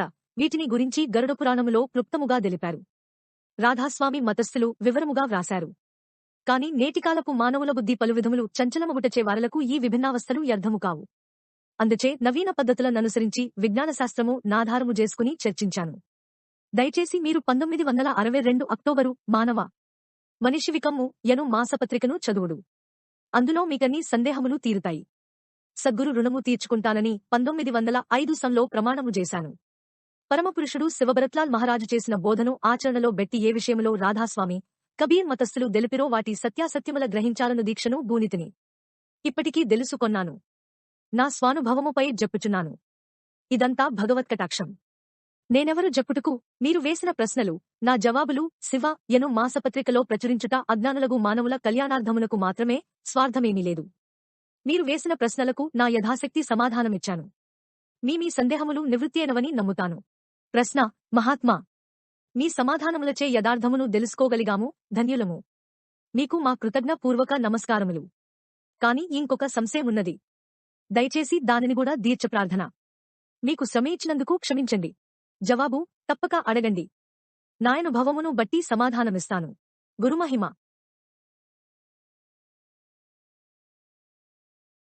ప్రశ్న: మీరు ఈశ్వరుడు, పరమేశ్వరుడు, బ్రహ్మ, పరబ్రహ్మము, ఇష్టదైవము మొదలగు భగవత్స్వరూపములను యొప్పుకునలేదు. గురువునే దైవమన్నారు. ఇందు మీ అభిప్రాయమేమిటో తెలియజేయండి. జవాబు: మీకిదివరకే ఈ విషయాన్ని గురించి సమాధానమిచ్చాను. కొన్ని సంవత్సరములు సాధన చేసిన బిమ్మట గురువే దైవమని గ్రహించాను. ఈశ్వరుడు, పరమేశ్వరుడు, బ్రహ్మ, పరబ్రహ్మ, శబ్దబ్రహ్మ ఈ రూపనామములు నాలోనేయున్నాయి. వీటివల్లనే నా జన్మ. మొదటలో ఈ సత్యమును గ్రహించలేకపోయాను. సద్గురు మహర్షి నా యజ్ఞానాంధకారమును పటాపంచలుజేసి జ్ఞానజ్యోతిని నాలో వెలిగించారు. అట్టిదాత దైవముగాక మరెవ్వరు? అదీయునుగాక వేదములే. గురుర్బ్రహ్మ, గురుర్విష్ణు, గురుదేవో మహేశ్వరః.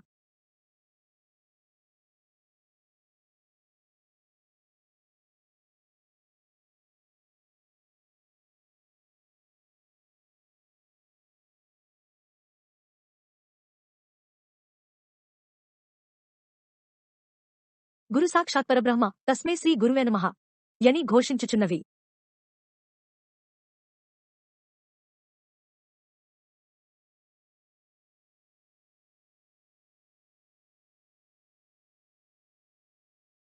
హుషియార్పూర్లో మానవతా మందిరమున మహర్షి శివభరత్లాల్ మహారాజ్ మూర్తిని స్థాపించాను.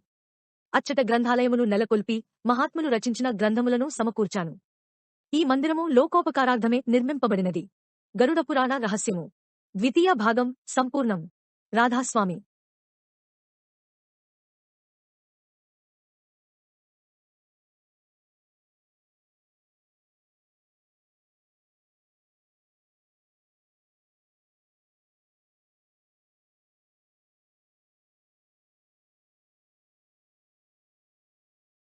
గరుడ పురాణ రహస్యము తృతీయ భాగము. ప్రథమ సత్సంగము ది 16-1-1-964. పూరంధని పరమసంత్ హుజూర్ ఫకీర్ చంద్ మహారాజ్, హుషియార్పూర్, పంజాబు. స్థలము హనుమకొండ, వరంగల్, ఆంప్ర. నేను ఈ హనుమకొండకు గత 10 సంవత్సరముల నుండి వస్తూ సత్సంగములను జరుపుచుంటిని. మీరంతా శ్రద్ధాభక్తులతో వచ్చి నా ప్రసంగమును వింటున్నారు. సత్సంగులు నాయందు జూపే భక్తి గౌరవములు నన్నంతయు సంతోషపరిచాయి. ఈ రోజున మీకు ముఖ్యమైన విషయాలు చెప్పదలచాను. సావధానులై వినండి.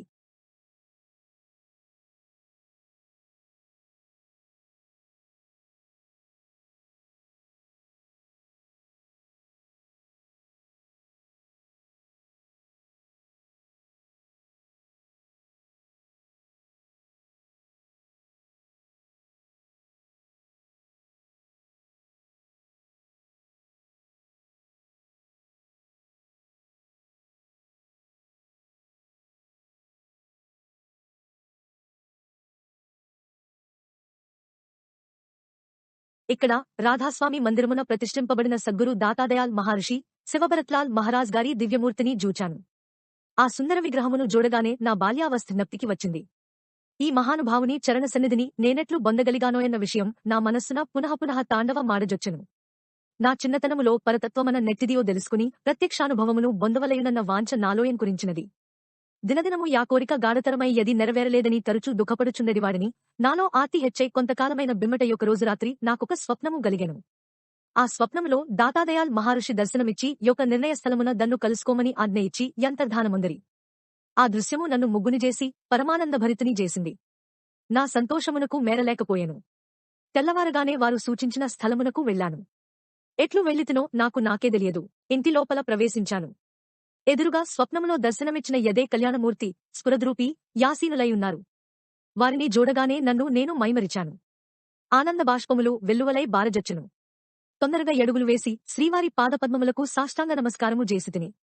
మహాపురుషుడు దయానిధి దన 2 చేతులతో నన్ను లెవనెత్తి కూర్చుండబెట్టి, నాయనా వచ్చావా, ధన్యుడవు యని బలుకుచూ నా శిరస్సుపై దమ పవిత్ర హస్తముంచారు. ప్రక్కనేయున్న నా కొరకే సిద్ధము చేసి యుంచారేమో రాధాస్వామి మత సిద్ధాంతములను దెలుపు యొక్క గ్రంథమును నాకిచ్చి చదవమన్నారు. అప్పుడు నన్ను నేను పూర్తిగా మరచియుంటిని. అయినా ప్రయత్నించి శరీర ధ్యాస తెచ్చుకుని వినమ్రుడనై యా గ్రంథమును స్వీకరించి చదివాను. అందు మాయాసం వాదమను విషయము వ్రాయబడియున్నది. సమస్తమతములు యాయాకాలమాన పరిస్థితుల బట్టి ఉద్భవించినవని, యవి శాశ్వత సందేశము లివ్వలేవని వ్రాశారు. పిన్న వయస్సున నుండి యొక్క పంధాకు ఎలవాటు పడిన నేను వాటిని వెంటనే విశ్వసించలేకపోయాను. అయినా యాలిఖితరహస్యము ఎంతవరకు యథార్థమో తెలుసుకున ప్రయత్నించి నా అనుభవములను వారికి ఎప్పుడప్పుడు తెలుపుచుందునని వారి సమక్షమున ప్రమాణము చేసి సెలవు తీసుకుని ఇంటికి వచ్చాను. సద్గురు మహర్షి మధురవాక్యములు ప్రేమాస్పదమగు చూపులు నన్ను వారి చరణ సన్నిధికి తరచుబోవ కుతూహలపరచుచుండెను. అటులే శ్రీవారి సత్సంగమున బాల్గొని వారి బోధను విని యా మహావాక్యముల సారమును ఆచరణలో బెట్టి సాధనలు చేయ ప్రారంభించితిని. అట్లు కృషి చేయగా చేయగా గురువు దెల్పిన సత్యమును గ్రహించగలిగాను. సోదరులారా, గ్రహించితిరా, ఆధ్యాత్మిక సిద్ధిని పొందుట ఎంత కష్టమో. శ్రవణ, మనన, నిధి, ధ్యాసముల నభ్యసించినగాని తత్వజ్ఞానము గలుగదు. నా స్వానుభవమున జెప్పుచున్నాను. నా ఇల్లాలు పరమపదించి 4 రోజులైంది. కర్మ దివసములైన బిమ్మట హిందూ మత సిద్ధాంతముననుసరించి నా కుటుంబములోని వారు బ్రాహ్మణులు గరుడ పురాణమును చదివించారు. ఇది వారల యాచారము. గరుణ పురాణ శ్రవణము. గరుడ పురాణ కథను వినుట నా జీవితములో ఇదే మొదటిసారి. శ్రద్ధతో విన్నాను. మరణానంతరము ఈ గ్రంథము నెందుకు చదివించెదరో కారణమును తెలుసుకోగలిగితిని.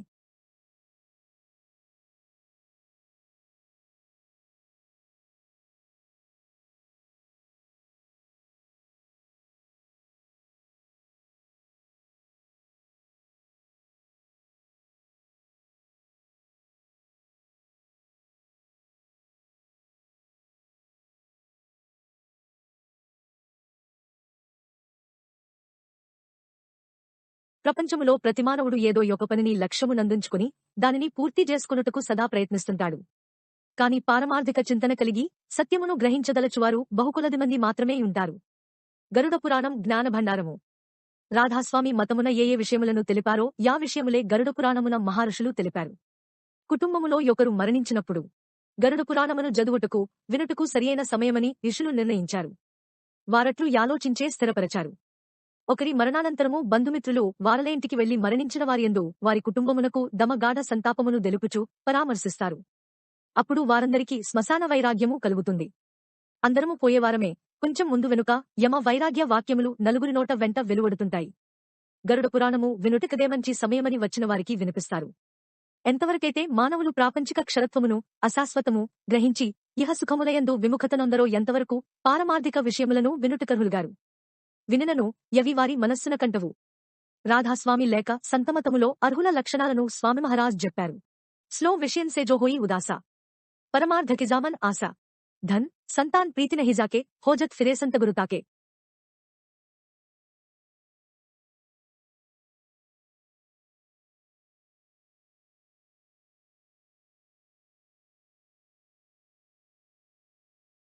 విషయవాంఛలయందు విరాగులై పరమాజ్ఞానమును సంపాదించవలెనను ప్రబలమైన జిజ్ఞాస కలవారే అర్హులు. కాంతా కనకములందు విషయభోగములందు వ్యామోహము లేనివారు. పూర్ణ పురుషులు సత్పురుషుల కొరకు వెదకుచు వారిని దమదరిజేర్చుకుని తరింపజేస్తారు. వేలకొలది రాధాస్వామి మతమును స్వీరించినవారున్నారు. అయినా అందరూ జ్ఞానబోధకు అర్హత గలిగినవారని చెప్పలేము. జీవుడు ఎక్కడి నుంచి వచ్చాడు? ఇక్కడి నుంచి ఎక్కడకు వెళతాడు?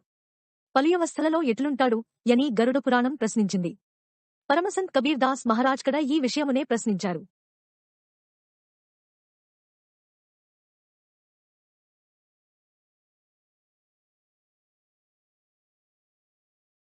उतते कोई नाया जासे पुंचुंजाए इत्तते सब कोई जात है भार लदाया लदाया उत्तते सद्गुरु आया బుద్ధిమతి జాకి ధీర్ భౌ సాగరికే జీవుకు కాడిలాగయో తీర్. మరణించిన బెమ్మట జీవుడు ఎక్కడకు వెళ్లాడో తిరిగి వచ్చి ఎవరు చెప్పలేదు కదా. ఇక ఈ విషయం ఎవరినడిగి తెలుసుకోవాలి? ప్రపంచములో బుట్టి పాపపుణ్య కర్మలు చేసి వెడుతుంటారు. కాని సద్గురువు కటాక్షించి వచ్చి భవసాగరములో మునిగి తేలుచున్న జీవులనుద్ధరిస్తాడు. సద్గురువు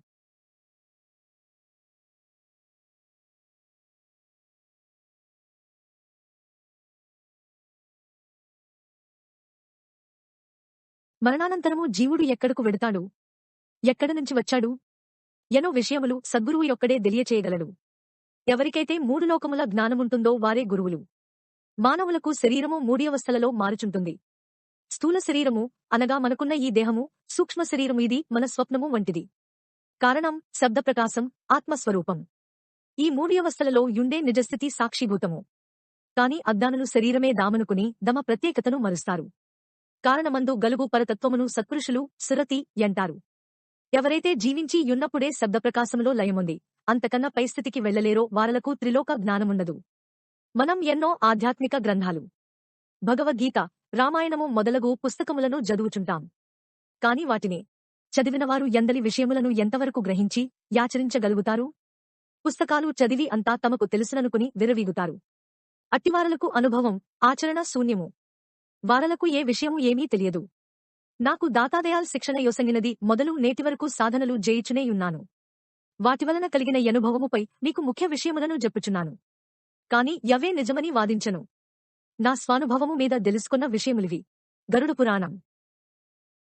రాధాస్వామి మతము, సంతమతము.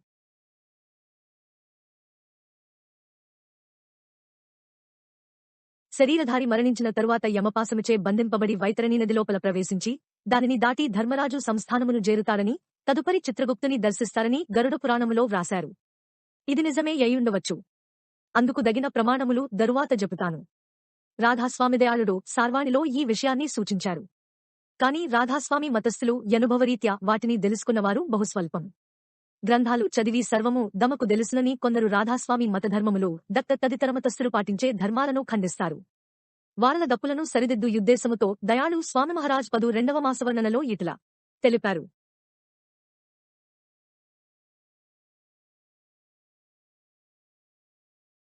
सावन आया मास दूसरा सासमरी घर आया ससुरा काली गटा श्यामन हुआ श्याम कंज में येमन मुआ गज्ज बादल चमके बिजली मनसा मोड़ी आशा बदली.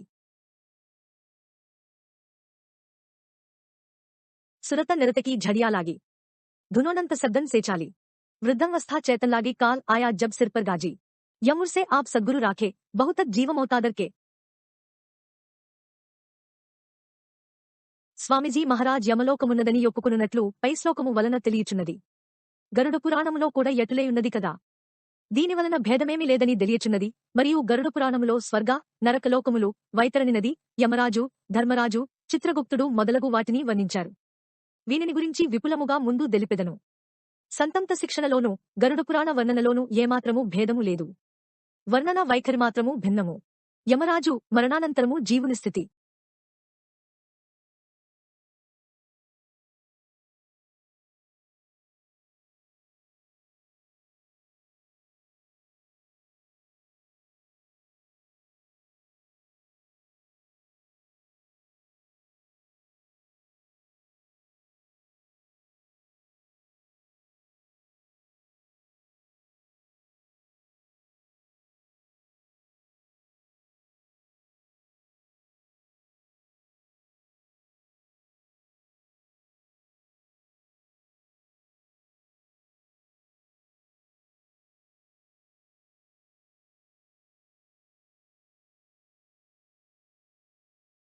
జాగ్రత్తావస్థలో మనం యూరికే కూర్చున్నము గదా.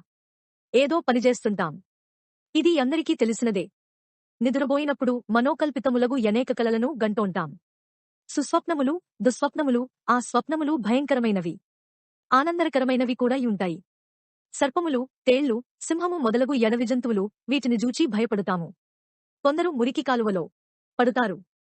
మరికొందరు కష్టాలనుభవిస్తోన్నట్లు కలలు గంటారు. వీటి భావమేమిటి? ప్రారబ్ధ కర్మానుసరణి మనస్సున వివిధ సంస్కారాలు స్ఫురిస్తోంటాయి. అవి క్రియారూపము దాల్చుటను మనము తరచు చూస్తోంటాం, వింటోంటాము. ఈ సంస్కార భావాలు మనస్సుపై ప్రసరిస్తాయి. మనస్సు యొక్క సంకల్ప వికల్పాలు, ఆలోచనలు మనకు స్వప్నములో గోచరిస్తాయి. అట్టిస్థితి సాధనలలో కూడా గలుగుతుంది. సాధనావస్థలో ఏ విచారములు గలుగుతాయో యవి చిత్రవిచిత్రముగా మారి గోచరముగుచుంటాయి. సాధనలో యుంటామే కాని మనస్సు మాత్రం ఎక్కడెక్కడికో పరుగులిడుచుంటుంది. ఇట్టి చంచల మనస్సే యమరాజు. మరణ సమయమున మనస్సునందుగాని సాధనలోగాని ఏ ఆలోచనలు స్ఫురిస్తాయో, ఏ అవస్థలో యుంటామో, ఈ శరీరమును వదలిన బెమ్మట కూడా ఎట్టి అవస్థనే పొందుతాము. మరణించి తిరిగి జన్మ ఎత్తు వరకు యుండే వ్యవధి యొక్క దీర్ఘ స్వప్నము. నిత్యము మనము కనుకలలు స్వప్నములు. యమరాజు వీరి నుండి విముక్తి.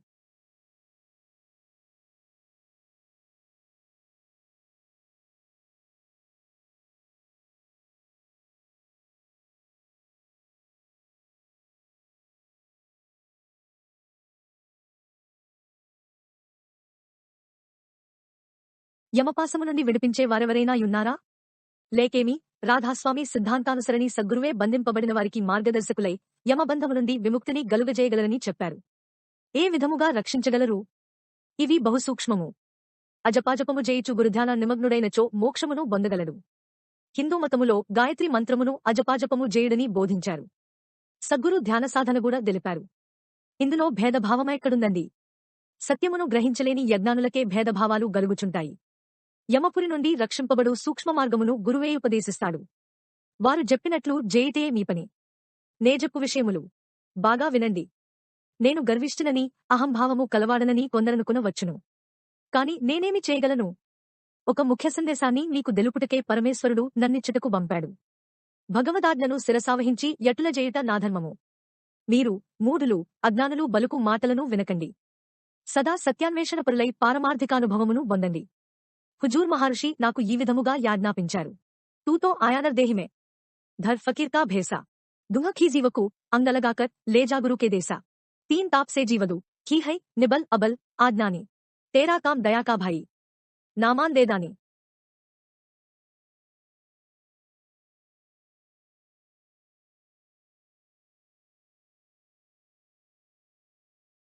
శ్రీవారు చెప్పినట్లు నేను చేయవలసినదే.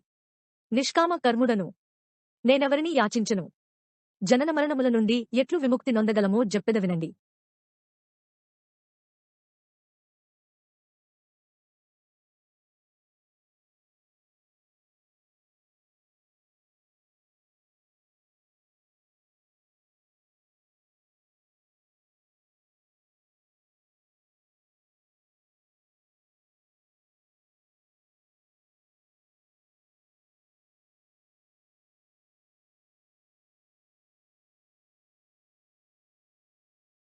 నేను సునాం యను రైల్వే స్టేషను మాస్టరుగా పనిచేయుచుంటిని.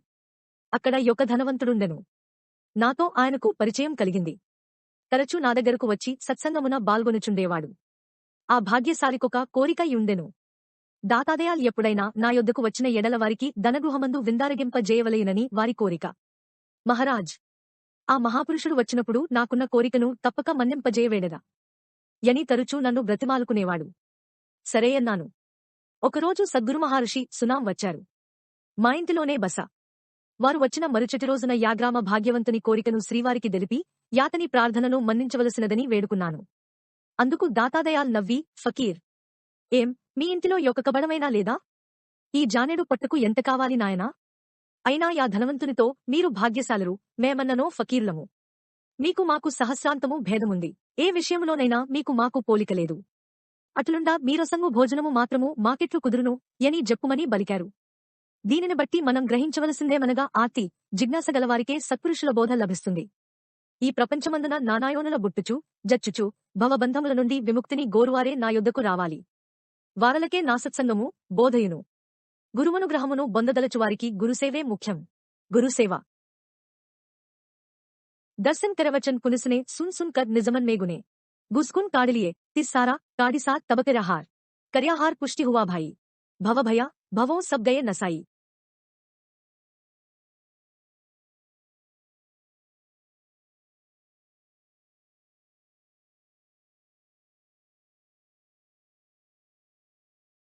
ఇదే గురుసేవ.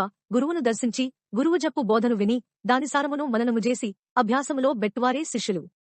ఇట్లాచరించినవారు శాశ్వత పదము నొందగలరు. త్రైతాపాలు వారలదరిజేరవు. ధనమున్నవారు డబ్బును దానధర్మముల క్రింద ఖర్చుపెట్టి పవిత్రాచరణ శూన్యులై పరమేశ్వరు సన్నిధానమును చేరగలిగినచో నిర్ధనులు సజ్జనులు ఏం కావాలి? ఇందుకు మనస్సు ప్రధానము కాని ధనము కాదు. గురుజీ గురుజీ జీహుజూర్ జీహుజూర్ రాధాస్వామి రామ రామ ఎంటూ డాంబికముగా నోటితో పలుకుచూ వినయ విధేయతలు నటించినంత మాత్రాన ఫలితము లేదు. చేయవలసిన పని బహు కష్టము. యమరాజు నుండి దూరముగా నుండాలి. సద్గురుచరణ సన్నిధిని చేరాలి. వీటిని ప్రసాదించేవారెవరు? అట్టి గురుమూర్తి ఎవరు? వివేకజ్ఞానమే గురువు. సత్యమును తెలుసుకుని సత్యాచరణపరులైన వారికే ఎదలభించును. ఎవరైతే గురువును మానవమాత్యునిగాను జననమరణములు గలవారిగాను దలంచుచు యొక్క గురువు మరణించిన బెమ్మట రెండవ గురువునాశ్రయించి పూజిస్తారో వారు పరమాజ్ఞానమును బొందనర్హులుగారు. వారల కృషి ఎన్నటికినీ ఫలించదు. ఇదే విషయం పరమసంత్ కబీర్దాసు మహారాజ్ అన్నారు. సద్గురు చునోరే భాయి సత్ నామబిన్ సబ్ నరబూడే. నరకపడి చతురాయి వేదపురాణ భాగవద్గీత. ఇన్కో సబేదరుడావే జాకోజనం సఫల్ రెప్రాణి. సోపు రాగురుపావే బహుత్ గురు సంసార్ కహావే.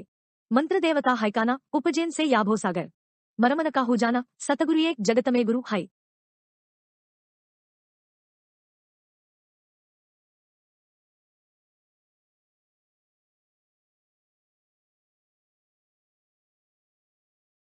సౌభో సెకడి హారా కహే కబీర్ జగత్ కే గురువా మరిమరిలే అవుతారా.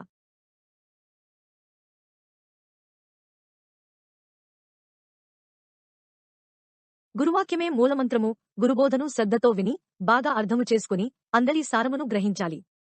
ఈ విషయమునే పరమసంత్ కబీర్ పై శ్లోకములో దృఢానా యని తెలిపారు. విద్యార్థులు ప్రథమ తరగతిలో పాఠములను కంఠస్థము చేస్తారు. అట్లు చేస్తే రెండవ తరగతిలో పాఠములు సులభములై వాటిని అర్థము చేసుకోగలుగుతారు. వారలకు వివేకజ్ఞానము కలుగుతుంది. మీకొక ముఖ్యమైన విషయాన్ని చెబుతాను వినండి. నా గ్రామమగు హుషియార్పర్లో యొక్క భక్తుడుండేవాడు. వృద్ధుడు, సుమారు 87-88 సంవత్సరముల వయస్సు.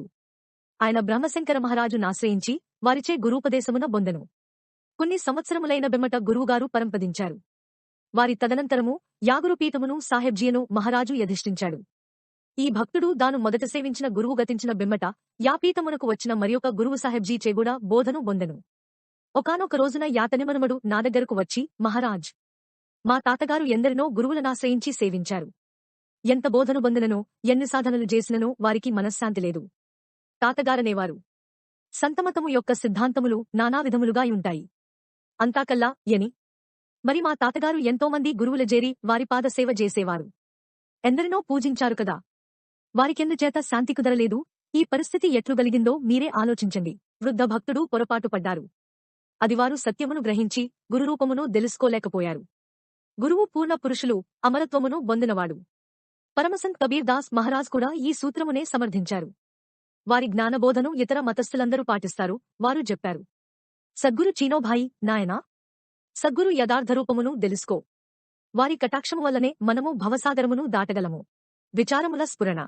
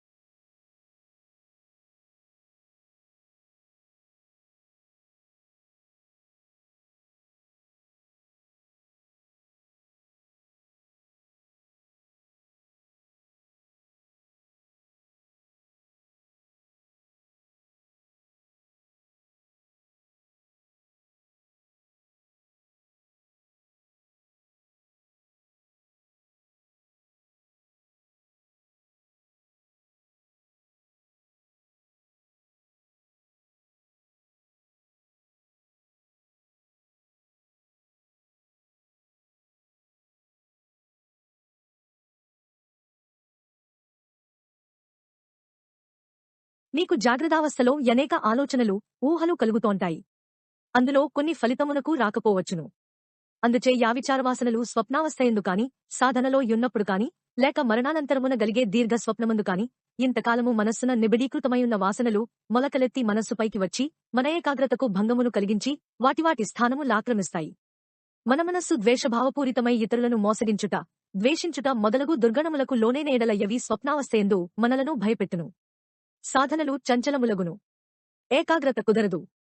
మృత్యువనంతరము గలుగు దీర్ఘ స్వప్నమందు సూక్ష్మ శరీరము జాగ్రత్తయందు దరకు గలిగిన కామక్రోధాదిదుగుణ ఫలితములను బొందుటకు ప్రయత్నించి, నానా కష్టముల పాలై తుదకు నీచన్మయెత్తును.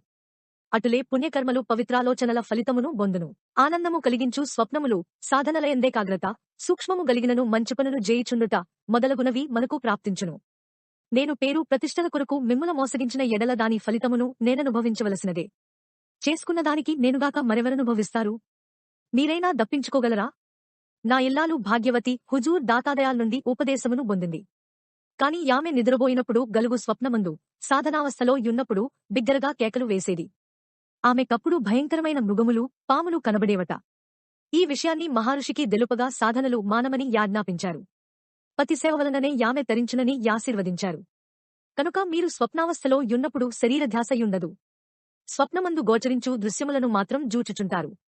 అది మనస్సు వలన కలుగుతుంది. ఈ స్వప్నానుభవములను, సాధనలయందు గలుగు ప్రాపంచిక స్ఫురణలు, మృత్యువనంతరము వచ్చు దీర్ఘస్వప్నమందు సూక్ష్మ శరీరమనుభవించు కర్మ మొదలగు వాటి నుండి సద్గురువు మాత్రమే విముక్తి నొందించగలరు. నామస్మరణను బోధించి, యాయా సంస్కారములను దూరము చేసి, జన్మరాహిత్యమును ప్రసాదించగలరు. ధర్మము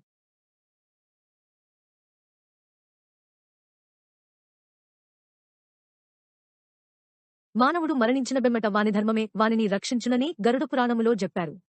అయితే ధర్మమనగానేమి? ధర్మమనున్నది ఒక ఆదర్శదేవత, నామము, విచారము మొదలగు సంస్కారములను బోగొట్టును. అది భక్తి వలన పూర్వజన్మ సుకృతము వలన లభించును. మీకనుభవము గలిగి యుండవచ్చు. సాధారణముగా మనస్సు నిశ్చలమైయుండదు, అది యతిచంచలము. మనస్సును యొక్క స్థానమందుంచుట బహు కష్టము. పలు విధములగు సంకల్ప వికల్పములు గలుగుతోంటాయి. మీరు నామసంస్కారమును పొందినవారు కనుక తరచూ ఆ నామమును జపించుచు, మీ ఇష్టదైవములు లేక గురురూపమును మీలో ప్రత్యక్షము చేసుకుంటారు. అప్పుడు చిదాకాశముపై గుప్తముగా యుండిన సంస్కారాలు ఒకటొకటి మీ సన్ముఖానికి వస్తాయి.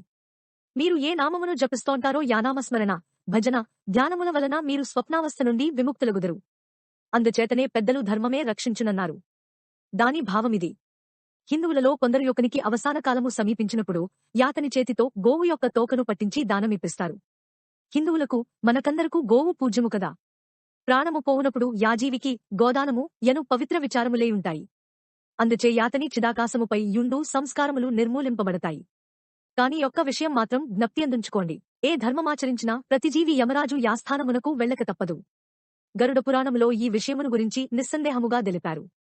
ఈసాయులే కాని, సిక్కులే కాని, పారసీయులే కాని, యాహూదీయులైన, మహమ్మదీయులైనను యమబాధ నుండి తప్పించుకోలేరు. కొన్ని మతములు యమరాజున్నాడని నమ్మరు కదా, ఎట్టివారిని యమరాజు ఏమి చేయగలడనో సందేహము మీకుండవచ్చు. యమపురము, యమదూతలు, చిత్రగుప్తుడు.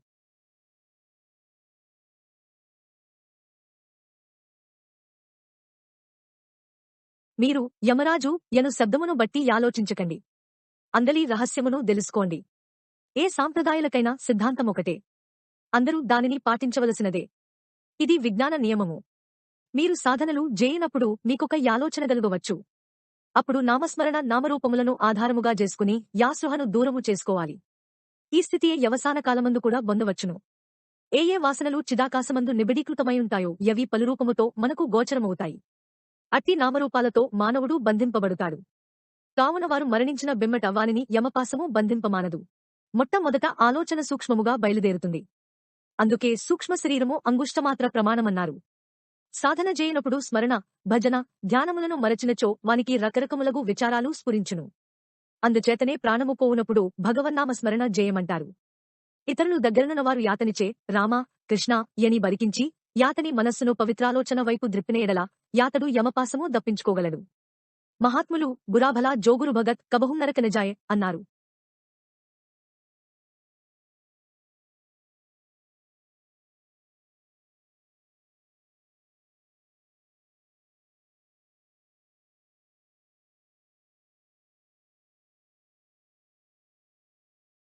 ఇక యమపురము యనునది ఉన్నదా? ఎనునదొక ప్రశ్న. అవును, ఉన్నది, చూడండి. మన శరీరములో సురతి, దానిపై ప్రకాశము యొక్క ఆవరణ, యా ప్రకాశముపై మనస్సు ఉన్నాయి. మనుష్యుడు మరణించిన బిమ్మట సూక్ష్మ శరీరమును ధరించి ప్రపంచములో తిరుగుచుంటాడు. మీకు కావాలంటే ప్రత్యక్షముగా ఈ విషయమును నిరూపించగలను. హుషియార్పూర్ యొక్క ఇంటియందు యొకానొకని సూక్ష్మ శరీరము తిరుగుతోంటుంది. అక్కడ ప్రజలు యా శరీరముతో మాటలాడుతారు. ఆ సూక్ష్మ శరీరధారి పేరు బాబాసులు. వారు భౌతిక దేహమును వీడి చాలా కాలమైనది. అయినా వారికి సూక్ష్మ శరీరము వదలలేదు. ఎవరైనా వారున్న స్థలమునకు వెళ్లి వారివారల కోరికలనుసరించి ప్రశ్నిస్తే బాబా సూక్ష్మ శరీరము నుండి జవాబిస్తాడు. దీనిని మీరు బాగా అర్థము చేసుకోండి. ఎవరైతే స్థూలదేహమును వదిలిన బెమ్మట ప్రేత యోనియందుబట్టి సూక్ష్మ శరీరమును బొందుదరో వారికి యా ప్రేత శరీరము వదల్చుకోవాలంటే స్మరణ, భజన, ధ్యాన సాధనలు మాత్రమే శరణ్యం. వాటివలననే సూక్ష్మ శరీరము వదులుతుంది. ఇది రాధాస్వామి మత సిద్ధాంతము. ఇతర మతస్థులు వేరొక మార్గమును సూచించిండవచ్చును. మనకు నిద్రలో స్వప్నములు వస్తోంటాయి. సంవత్సరాల కొలది వ్యవధిపట్టు సంఘటనలు నిమిషములలో, గంటలలో పూర్తి అవుతాయి. ఒకానొకప్పుడు నా కుమార్తెదరకు గలిగిన స్వప్న విషయమను ఇట్లు నాతో చెప్పింది. కల్మె చంటిబిడ్డేట, తరువాత యౌవనము బొంది 80 సంవత్సరముల వృద్ధురాలైనదట. ఆమె సోదరుడు పదంజన్ యామెతో వేరుపడినాడు. వృద్ధురాలగు వరకు యామె సంసారము చేసింది. ఇదంతా స్వప్నమందు కొన్ని నిమిషములలో జరిగింది. కావున సోదరులారా, స్మరణ, ధ్యానాభ్యాసములు చేయనీయడలా నే ముందు తెలిపినట్లు నానాయోనుల బుట్టి ప్రాపంచిక కష్టాలనుభవిస్తారు. ఎంతవరకు స్వప్నావస్థగలదో ఎంతవరకు సుఖ దుఃఖములు దప్పవు. యంపురుసే అబ్ సద్గురు రాఖే అన్నారు. సద్గురును ధ్యానించుట వలననే జన్మరాహిత్యము గలుగును. యమదూతలు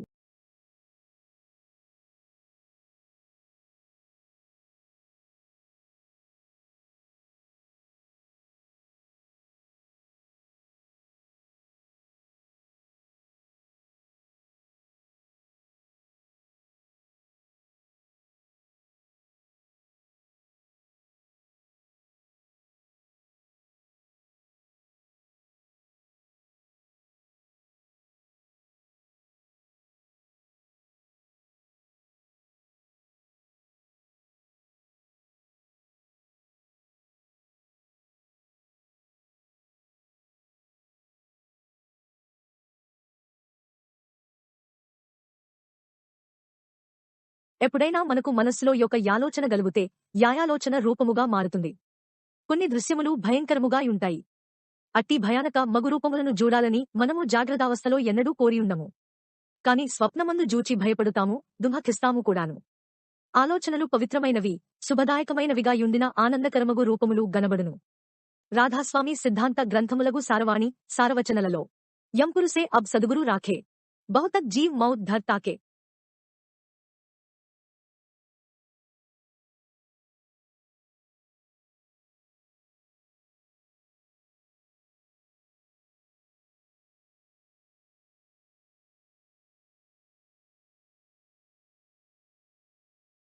मारमर चौनिन से होई पतिगति अपनी सब विधि कोई।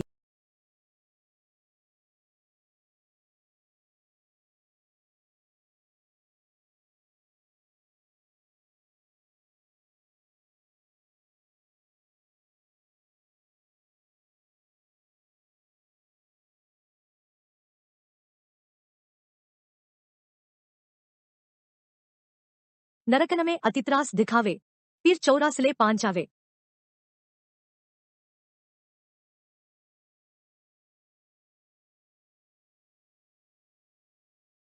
गुरु भक्तिबिन यगतिपाई नरदेहिन बात गमाई।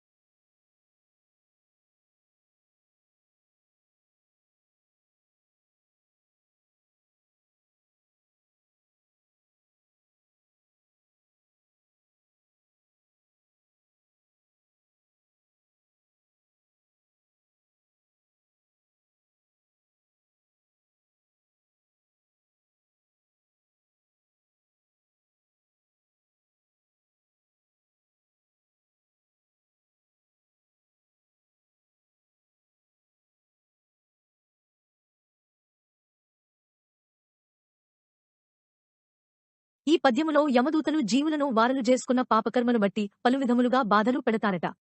గరుడ పురాణములో ఇటులే వ్రాశారు. యమబాధల నుండి తప్పించుకునే మార్గము, శరణ్యం, గురుభక్తి ఒక్కటే. గురుభక్తి అంటే జీవించియుండు గురువును సేవించుట మాత్రమే కాదు. వారు జీవించియున్నా లేకపోయినా గురువుజేయు బోధను శ్రద్ధాభక్తులతో విని, విశ్వాసముతో యాచరించుటే గురుభక్తి, మహాత్ముల బోధను పాటించాలి. ఎవరైతే విషయాసక్తులై వైరాగ్యహీనులో వారి మనస్సు అపవిత్రము, సత్పురుషుల బోధ వారికర్థము కాదు. గురుసేవకు మొదలు సదాచారము, సత్సంకల్పములచే మనస్సు పవిత్రమవాలి. వేదములు చదివినా, గీతను పఠించినాగాని ఎంతవరకు మనస్సు శుభ సంకల్పములకు ఎలవాటు పడదో అంతవరకు పారమార్థిక బోధ వారలకు చెవిటివాడి దగ్గర శంఖమూదినట్లే. మనస్సు నుండి పవిత్రాలోచనలు స్ఫురించాలి. వేదములు, పురాణ గ్రంథములు చదివినంత మాత్రమున మార్పురాదు. మహాపురుషుల బోధయందు విశ్వాసముంచి, వారు చెప్పినట్లాచరించుచు భవిష్యత్తును నిర్ణయించుకోవాలి. ఇట్లు సాధన చేయనప్పుడు మీచిదాకాశముపై ఏ భావాలు వ్రాలునో స్వప్నమందు కూడా ఎట్టి విచారములే కలుగుతోంటాయి. అంతకుముందు మనస్సుపై యుండే సంస్కారాలు బహిర్గతమవుతాయి. చిత్రగుప్తుడనగా మీద జెప్పిన విచారములే ఇవే రూపమును ధరిస్తాయి. ఎవరైతే దృఢవిశ్వాసముతో స్మరణ, భజనలు చేయుచుంటారో వారల మనస్సుపై గుప్తముగా యున్న సంస్కారములు దగ్ధము గావింపబడి, యమబాధల నుండి దప్పించుకుని ధర్మరాజు సభకు వెళ్లెదరు. తదుపరి యుత్తమ జన్మయెత్తి 84 లక్షల యోనికూటము నుండి తప్పించుకుని పరమపదమార్గమున జన్మరాహిత్యమును బొందగలరు. అవసాన కాలమందు దమయాశయములపై ఆధారపడి స్మరణ, భజనలు జేయువారు పరమహంస జన్మను స్వీకరింతురు. వారికి చిత్తమేకాగ్రత నొంది నరకబాధలు దప్పి పరమహంసగా బుట్టెదరు.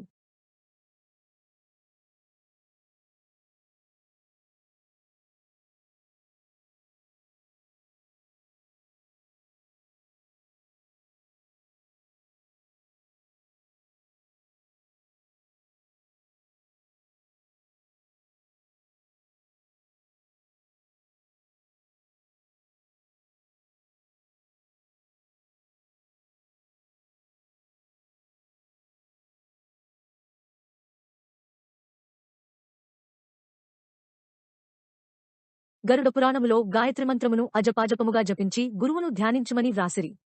రాధాస్వామి మత సిద్ధాంతమున నామము సురతితోగూడి జపించుచు అనహతరాగమున యొక్యమొంది గురుధ్యానము, స్మరణ, భజన జేయుడని సత్సంగమున పదే పదే చెబుతారు. జో జో భస్ భక్తి సే చూకే తిన్కే ముఖ్ జం పల్ పల్ తూఖే.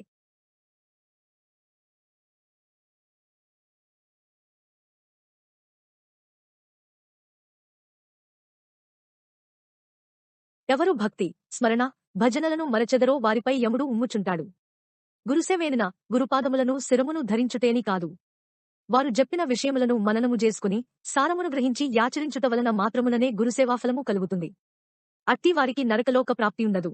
స్వప్నావస్థ, జాగ్రదావస్థ.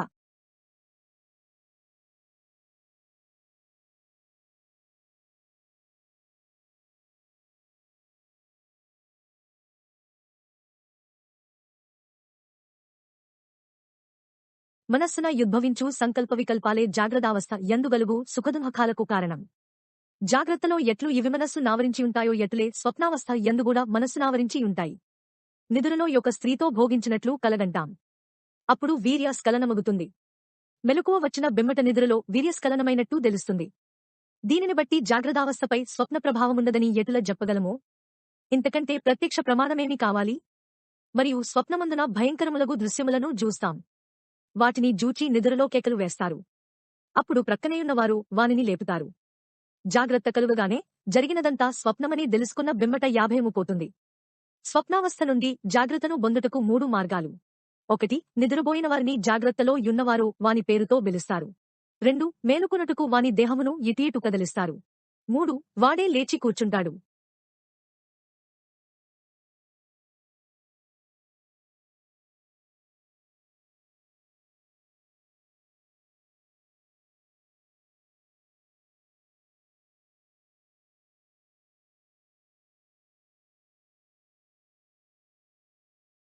మరణించిన వారికి స్థూల శరీరముండదు. దానిని దహించివేస్తారు. మిగిలినది సూక్ష్మ శరీరము మాత్రమే. సూక్ష్మ శరీరావస్థ యొక్క దీర్ఘ స్వప్నము వంటిదని ఇదివరకే చెప్పాను కదా. అట్టి దీర్ఘ స్వప్నము నుండి తిరిగి ఈ ప్రపంచములో జాగ్రత్తను బొందుటేట్లు? మీరు ముఖ్యముగా తెలుసుకునవలసిన విషయమిదే. ఎవరు గురువు నుండి దీక్షగైకుని నే చెప్పినట్లుగా గురుసేవ చేయుచు స్మరణ భజనలతో జీవితమును గడుపుతారో వారికి దీర్ఘ స్వప్నావస్థ తుల్యమగు సూక్ష్మ శరీరము గలుగదు. సజీవులయ్యున్నప్పుడు వారలకు స్వప్నములో కూడా ఇదే జ్ఞానము కలుగుతుందో వారు ఈ చరాచర ప్రపంచమును గూఢ స్వప్నము వలె భావిస్తారు. వారలకు ప్రాపంచిక విషయములపై రాగద్వేషములుండవు.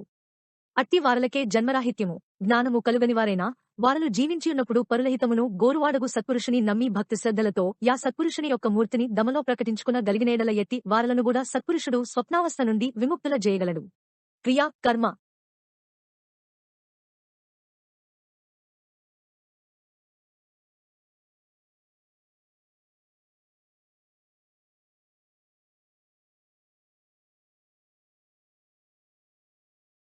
మరణించిన బెమ్మట మాతాపితరులకు సద్దతిని గలుగజేయాలను కోరికతో పుత్రుడు వారలనుద్దేశించి క్రియా కర్మలను దమదమ ధర్మములనుసరించి చేస్తాడు.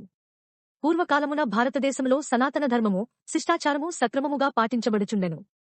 వర్తమానమందు ఇవి లోపించాయి. కుటుంబములలో పరస్పర ప్రేమ క్షీణించి రాగద్వేషములు చెలరేగుచున్నాయి. వాటిని ఎనచుటికే సత్పురుషులు జన్మించి ధర్మమును బోధిస్తారు. అజ్ఞానాంధకారములో కన్నుగానక దిరుగుజనులకు అర్థమగునట్లు పారమార్థిక విషయాలను పలు విధములుగా వర్ణించి చెప్పుచుంటారు. కర్మ జేయుపుత్రుడు విషయవాంఛలయందు దగుల్కొనగూడదు.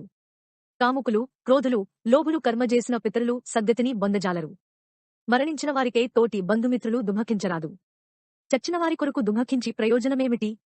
వారలను యమబాధల నుండి దప్పించగలరా? ఎన్నిటికిని కాదు. కావున శ్రాద్ధకర్మ జేయువారు నిష్కల్మష హృదయులై పరమేశ్వరుని ధ్యానించుచు కర్మచేసినచో పితరుల నుద్ధరించగలనుటలో సందేహము లేదు. ఎందరో మరణిస్తోంటారు. వారు బ్రతికియున్నప్పుడు జననమరణముల గూర్చి ఆలోచించి తిరిగి జన్మరాకుండా జేసుకోవాలను జిజ్ఞాసయుండదు. తనకు ఎప్పటికైనా మృత్యువు తప్పదని మరణ సమయము సమీపిస్తోందని కూడా తెలుసుకునలేడు. కొందరు అకాల మృత్యువు నోట బడతారు. జలములో మునిగిపోవుట వలనగాని మరియేదో విధమైన అపాయముచే అకస్మాత్తుగా ప్రాణం పోతుంది. అట్టివారికి కర్మచే యమపాసము వదలదు. అయినా శబ్దప్రకాశములో లీనమైన సత్పురుషులు మాత్రమే వారలకు ముక్తిని గలిగించి సద్గతిని ప్రసాదించగలరు. కాని అకాల మృత్యువు వాతబడిన వారు జీవించి యున్నప్పుడు పారమార్థిక చింతనాపరులై మహాపురుషుల సాంగత్యము చేసి యుండాలి. వారల నామరూపములు ధ్యానించుచు దృఢవిశ్వాసము కలిగియుండాలి. నేను నా భార్య భాగ్యవతి చిత్రపటమును పూజించి కర్మజేశాను. నా కుమారుడు శాస్త్ర పద్ధతిని చేశాడు. ఏ విధముగా చేసిన సిద్ధాంతమొకటే. మరణించిన వారికి ఎవరు శ్రాద్ధకర్మలు జేరో వారు పితృద్రోహులు. పూర్వకాలమున సంతానము లేని వారికి వారల పౌరోహితుడు పండితుల జేతను కర్మ జేయించేవారు. ఈ రోజులలో లోభులు, విషయాసక్తులు, దురాసపీడితులు గల మానవులెంతమందోయున్నారు. అట్టివారు వారి పితృదేవతలకు ఎత్తి కర్మలు చేసినా వృధా. నా ప్రియురాలు భాగ్యవతీదేవి మరణించిన బిమ్మట నేను స్వయముగా శ్రాద్ధకర్మ చేశాను.